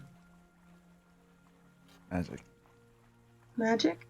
And eventually you guys reach the 10th floor of the castle, where you immediately stop levitating. You're still levitating, but you stop moving upwards as you reach the doorway to this floor. Can we just get out, or Sure. like, can I try to leave? Yeah, you begin to like breaststroke your way out, and the second you leave the shaft, you immediately fall flat on your face. Leave the shaft. Yeah, you're a bunch of seamen. Yeah. Oh god. Matif used to be one. That is true. Yeah, I was about to say they're all inside me. Oh my. Oh god. It's not even subtle anymore. Seamen. Just come. Lucy, you also extremely ungracefully make your way out of the elevator and onto the 10th floor. You see that there is a huge sign on one of the walls, which basically tells you whose offices are located on this floor. You see that there are no classrooms or anything, but there are offices for most of the professors, and you see that Professor Freya, her office is right at the end. Elway? That way. All right.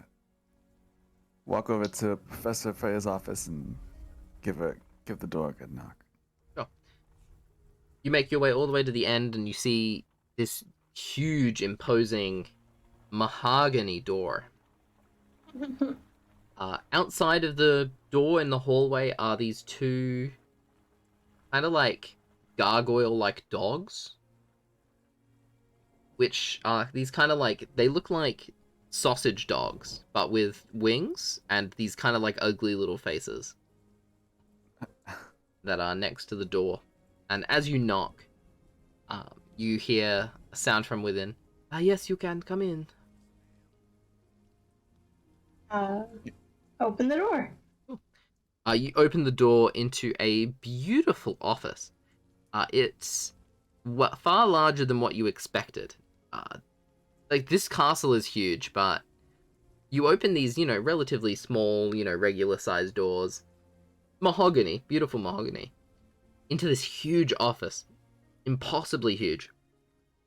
You can see that there are bookshelves lining all of the walls that lead towards this desk on the far end, which have these huge arched windows, floor-to-ceiling arched windows, which have a view of the off the side of the cliff, and you can see the ocean just laying far beyond the walls of the castle.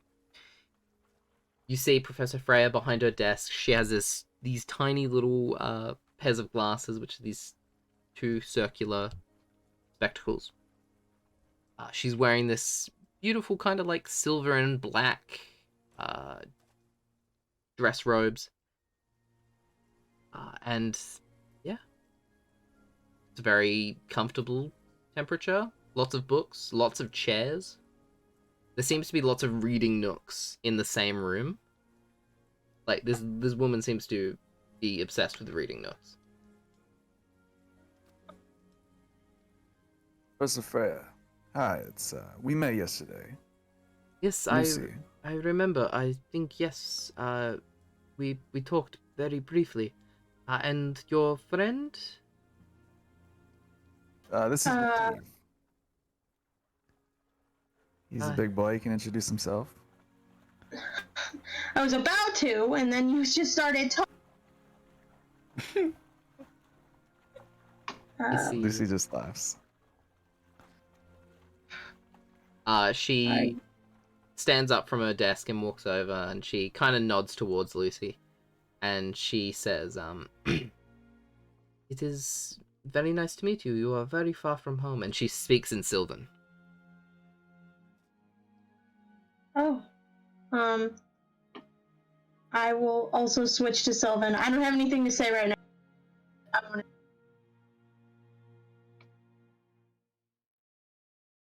I look at Lucy and I'm like, do you speak Sylvan? I have no idea what you guys are saying. They begin speaking a language that's very beautiful and elegant, but you have no clue what the fuck they're saying. Oh, and then I'll switch back to common for a second while I'm looking at Lucy, and I'm like, oh, do you speak Sylvan? No. Never had my hand at learning any Sylvan before. And then I'll look at the professor and I'll be like, do you speak common? Yes, of course I speak common. We were just speaking common before I switched to Sylvan. Sorry! Okay, Pastel forgot. That was me. That was my bad. Can we roll that back for a second? No, that's canon. No! No! Okay. Yeah. Not to impede the introductions, but I know you're a busy woman, so if we could just get straight to it, if you don't mind. Yes, not a problem. If you make your way up towards my desk. And she walks up to her desk and takes her place. You can see that the desk is kind of raised, but on an angle, so that she's above whoever she's speaking to, but like you're not craning your neck up to see her. You're looking at her like directly, but you're on an angle. Like the chairs and the table are on an angle. So she's physically above you, but you guys aren't like straining your neck to see her or anything. So, how can I help you? Yeah. So Lucy just starts taking off his coat and shirt. Oh my, okay. Does he do this often? He looks at Matif. He also is kind of like flustered, and he's like, no, he doesn't. And then he looks at Lucy and he's like, no, he doesn't normally take his clothes off in front of people that.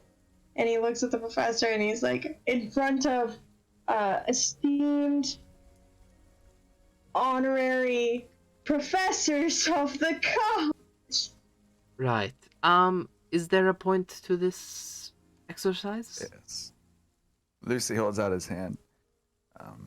May I see your hand, Professor Freya? She holds out her hand in front of her.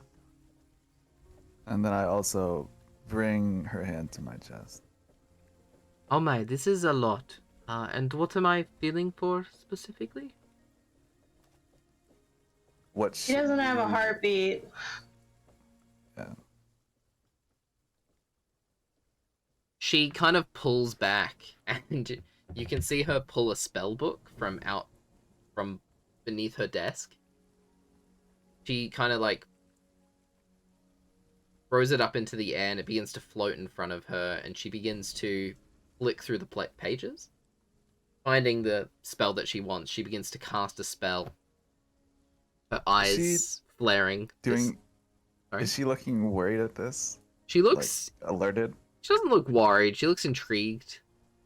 Okay. Make an insight check. Okay. I need to see if I need to be worried.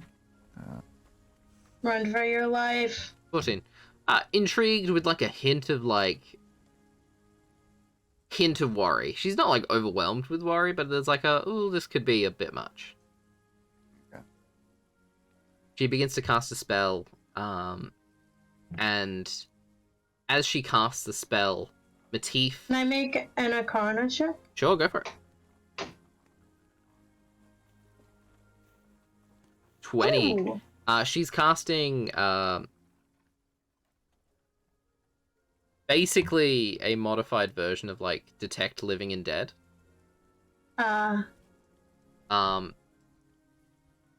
So she basically finishes casting the spell.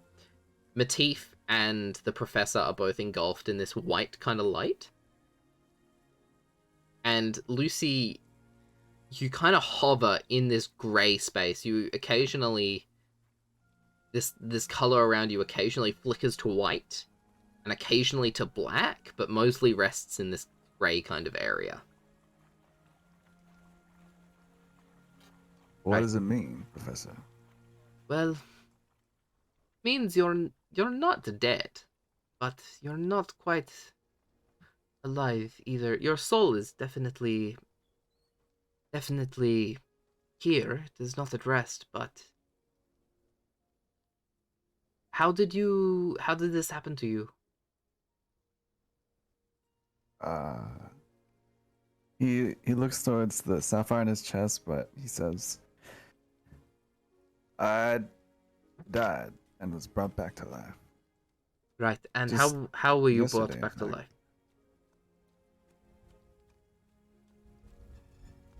life? Matif friend looks brought me over back to at. life. What did you say, Yume? A friend brought me back to life. I don't really know the details, Professor. She narrows her eyes and looks... As you, like, glance at the sapphire, she catches your eye movement and looks at Matif when he begins to react weirdly to this situation. Right, and who is this friend?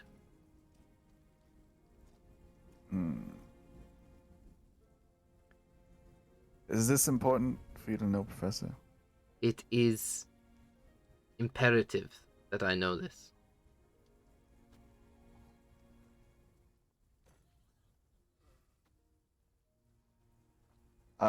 Lucy will put his shirt back on and say,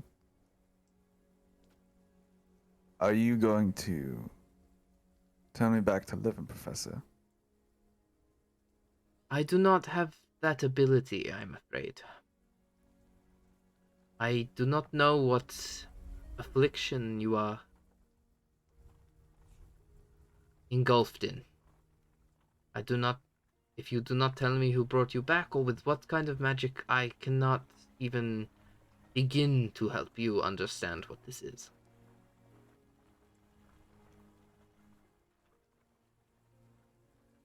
Have you ever heard of wish magic? You hear like her have a sharp intake of breath. It's like, yes, I am well aware of wish magic. It is very powerful and extremely dangerous. What kind of being did you wish from?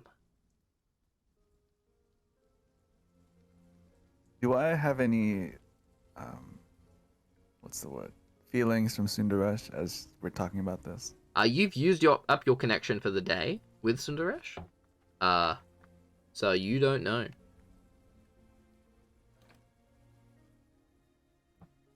Well, Professor, let's just say that there's a situation. And if you look at what's missing right here, he points to his arm, you can probably understand why I'm being a little secretive.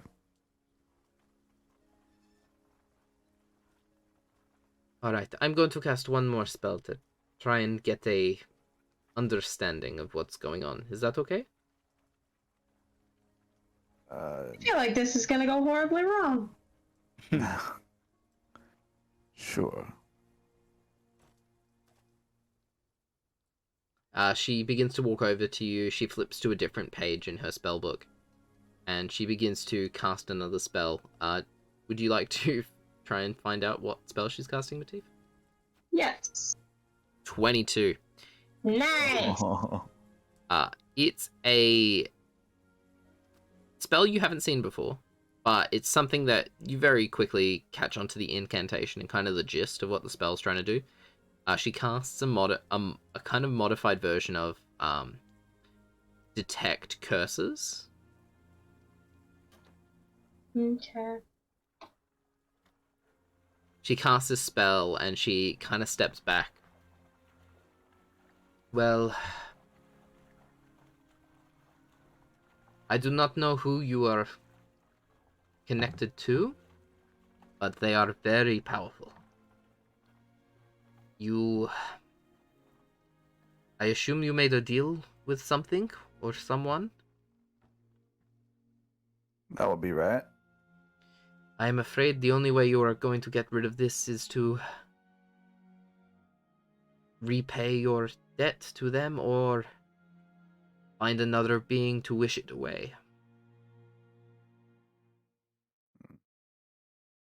Does this happen often, Professor? Wish magic is extremely rare. I did not expect to come across it today. And also, my lack of life, is that common?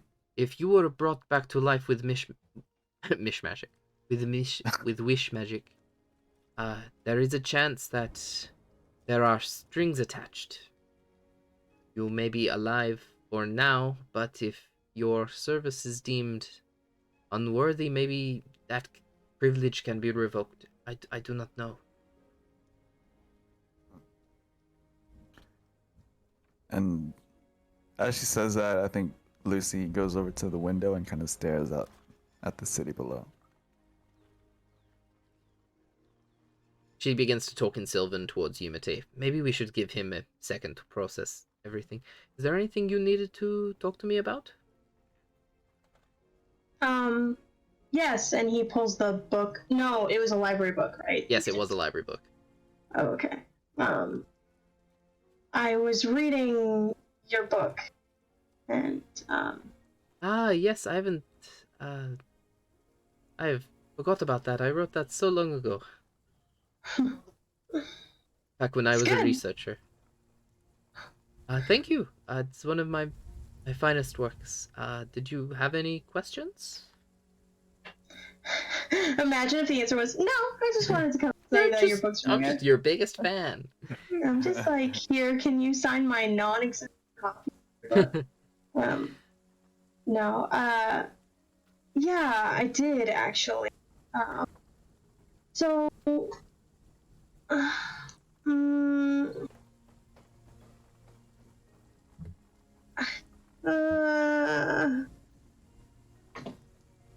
I have some questions about you. Have you ever heard of the Spirit Walkers? That's what they're called, right? Yes, Mullin. Yeah. I know of Wait. her. You know her? I How? have not met her, but I know of her. She was a close friend of Sir Robert. Yeah. I've been talking to her lately, and You have I been just- chosen. yeah, that's the part I don't like. She Not begins, the like. as you're talking, sorry, continue talking after I'm finished, but she begins to walk over to a bookshelf whilst you continue talking. Oh, okay. Not that I'm like not willing to help out the universe or whatever. But I just need some questions answered beforehand. I can't just, I don't know, walk blindly into this. And whenever I talk to Merlin, she just runs me around in circles with all her fancy language. And then he just kind of sighs, exasperated. She pulls a book down off of one of her library shelves and begins to flick through the pages. It's in a language you do not understand. Actually, you have cool goggles, cool glasses now. I do have cool glasses now. Cool. It's in a language you don't understand. So basically how the glasses work is they don't have detect magic and comprehend languages up all the time. You can just cast them without material components. Or a spell slot. So you cast comprehend languages and you find out that the language is Froskin. It's in the frog language. And it seems to be, when you first look at it, it seems to be like this very inelegant, kind of like squiggle language. But as you peer deeper, it's a very complicated and nuanced language with a lot of flowery language you weren't expecting. So the Spirit Walker has existed since the dawn of mortal kind, or so the legend goes anyway. And the Spirit Walker is the link between the ethereal plane, the material plane, and the plane where souls go after death. They are like a, what is the word? Like an anchor.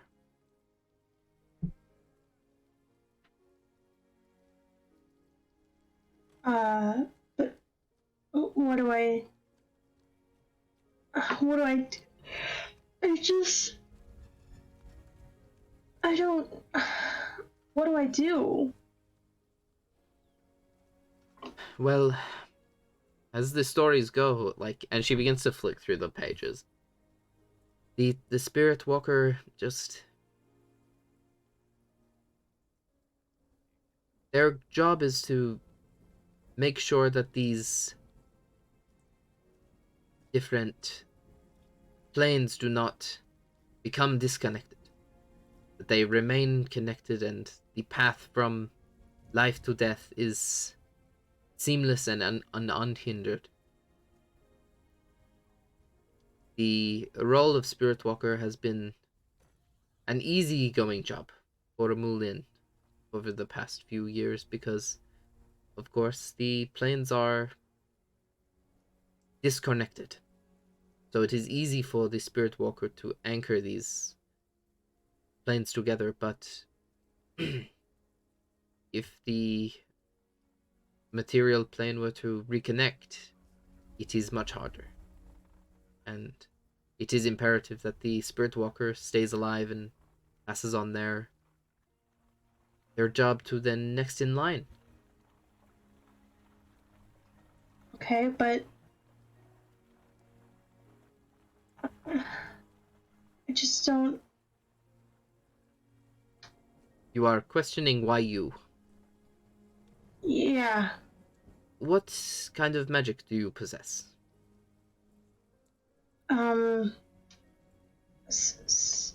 Lightning, storms. Yeah. She kind of nods and she flicks to the very back of the book. Let me turn the music up. There we are. That should be coming through on stream now. She begins to identify the other previous Spirit Walkers as they are listed at the very end of the book. They only go back a couple of generations. They don't go very far just because, you know, it's an ancient profession that has existed forever and they haven't exactly catalogued themselves. But if you look here, all of the people and their skill sets, you know, some are clerics of the Yeah, of Father High, and they are all connected to storms in some way. I think it must be the unpredictability, the strength to overcome such a powerful natural... What is the word? Barrier. To control a primal force makes you a capable... What is the word? Vessel. So,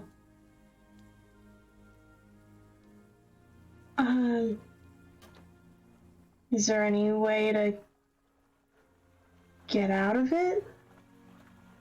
If you do not wish to...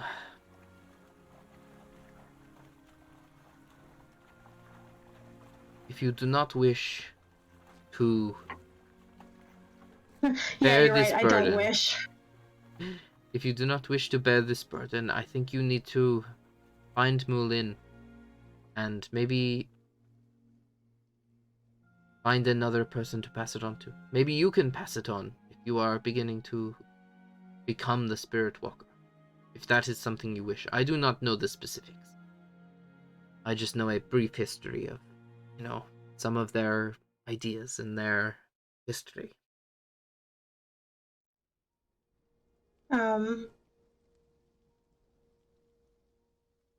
Matif nods. And then he looks over at Lucy. How are you doing? Still brooding, I'm guessing? I was gonna say at this point, I think he actually goes down the elevator. Okay.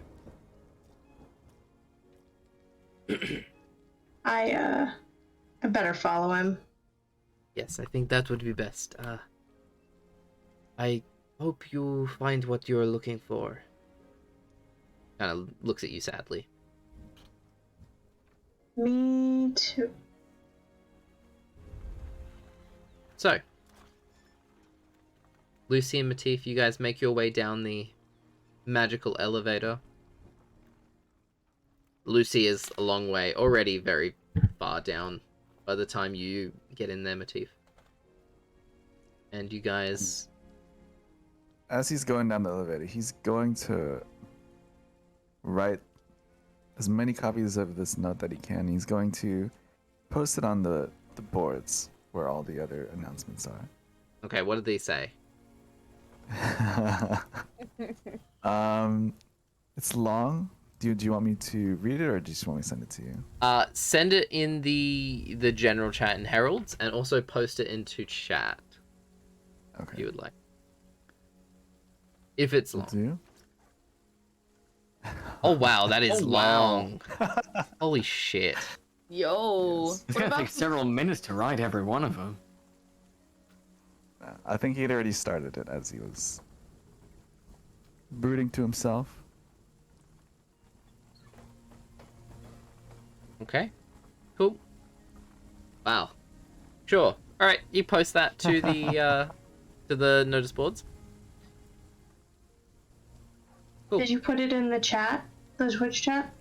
Yes, I need to break it down because it's too long. Okay. Oh, Don't worry about it. what about for people watching the VOD, man? Yes. All right. Yeah. You may just read it. Okay. Let's go. Sleeping. Oh, okay. Start over. Sleeping beasts lie at the foot of the master. The master thinks themselves greater than the beast, for they are the ones who give out orders and lay out scraps to eat, while they rest in the luxurious havens that we safeguard. When did we allow ourselves to be veiled by this manufactured consent? The master's safety and well-being relies on upon the condition of our slavery. It is time, fellow soldiers. Listen. Royals, nations, and ages rise and fall by our hands and our fists. We are the invaders and the defenders. However, we've been reduced to glorified puppets, strung along until our usefulness has rotted away. The time for the master to wake and respect the beast has long since passed. Bear your soldiers' fangs, but do not strike them. We are not their slaves biting the hand that feeds. We are free from any chains of revenge or hatred that they tried to clasp around our necks. We are L'Enfant Terrible, the terrible children, home to those who are free from allegiance, free from nations, and free from slavery. The abandoned terrors, the world will soon know of us. Okay. So Lucy tries to start a cult. Whoa. Oh yeah, So- let's go.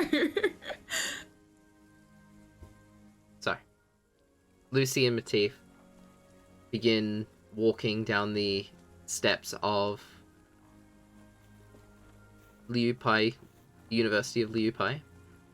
Emmyth, by this point you have finished eating your brunch and have realized something weird just happened at your mom's place. Dante. This is all happening simultaneous, by the way, guys. Dante, as you remove your antlers from the Suntree, you feel the tree form a connection with you. You see strands of golden light attached to your body, and the stag form without your trying drops, and you're left just in your normal halfling self. These golden strings of light attach themselves and wrap around your body, encasing you like a cocoon. The strings and the cocoon fades, and your body glows for a second. And you can take your level in Sorcerer. What? Ooh. Yeah. Oh. And that's where we're going to end today's episode. What? No! I'm sorry, guys. I have a long day tomorrow, and I cannot... It's already 1:30. So, I cannot. I'm sorry. But I hope that was a good game. We got lots of stuff done. Did this man just turn level 7 without us? Yes, he did. You guys will What? catch up. Don't worry about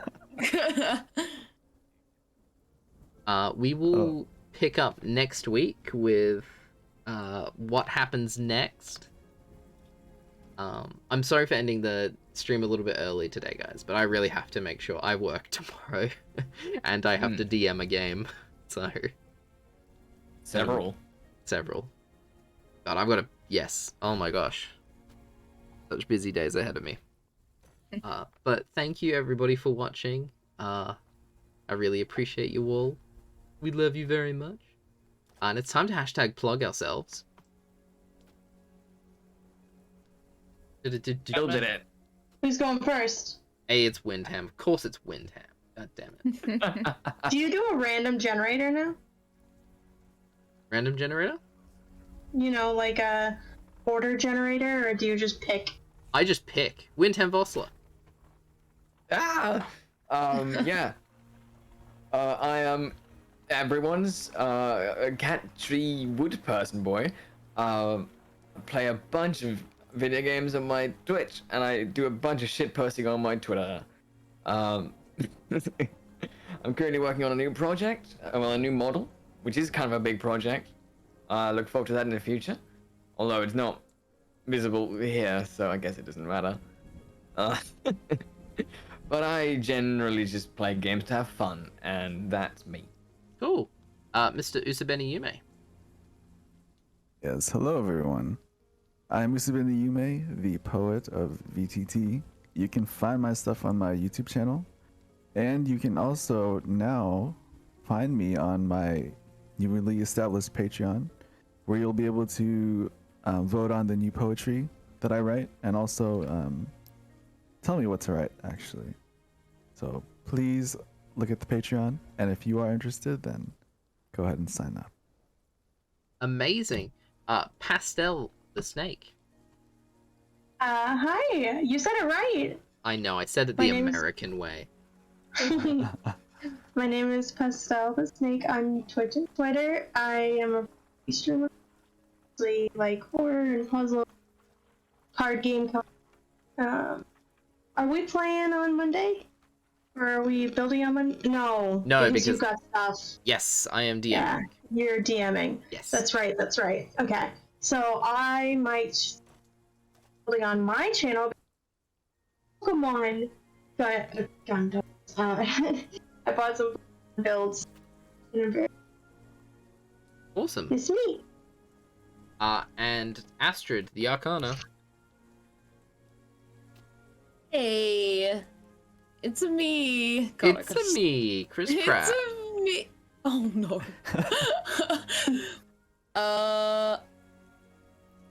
You know who I am. Yes. I'm Astrid. I stream here on Twitch. I've recently finished uni. And so, I'm ready to stream a lot more. Once I just get my shit together.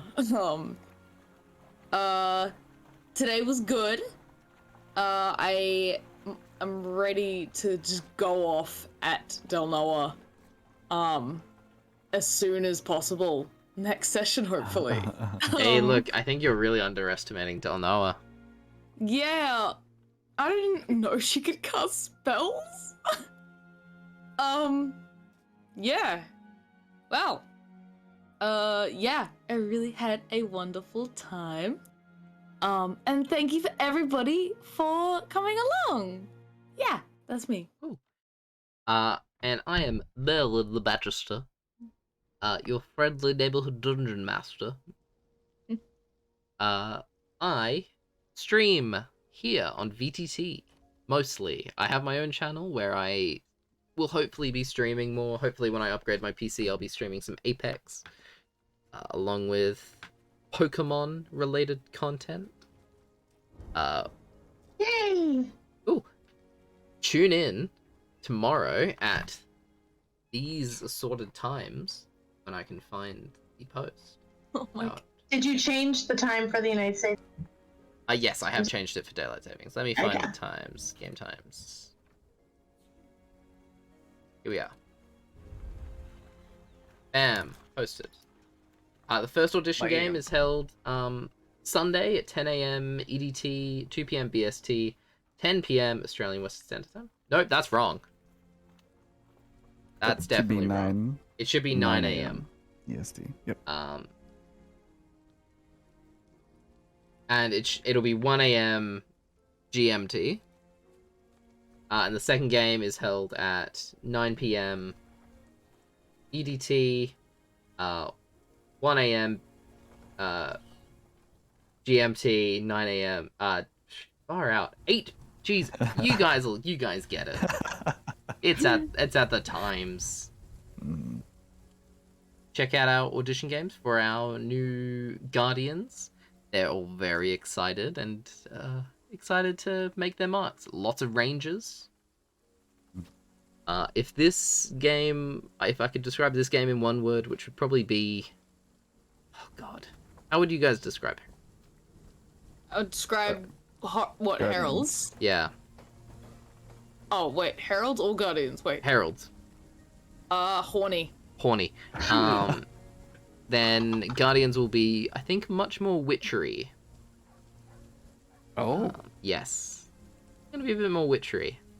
Ooh. I feel like this is much more Lord of the Ringsy. I feel, but I feel like it's gonna be a bit more witchery. Intrigued. Intrigued, yes. So keep an eye out for that. We've got so many excited people to be playing, so keep an eye out for that. Good luck to the Guardians. Good luck to the Guardians. It'll be 9 p.m. EST, Corpse Farmer. Yes. That's my bad. 9 p.m. PST. Yes. If you follow the channel or follow us on Discord, you will be notified. So. Yes, thank you for plugging us. Yeah. See, this is why from the very beginning I had Yume do the announcements. He's just so much better at it than I am. Also, that sexy, sexy voice. That sexy voice. I swear, people are just simping so hard for you at the moment, Yume. Thank you all for watching. We love you all very much. And is it Saturday yet? Is that trademarked? Can I say that? Oh, stop. Joking. Thank you for watching, everybody. Bye. Bye, everyone. Bye. Bye-bye.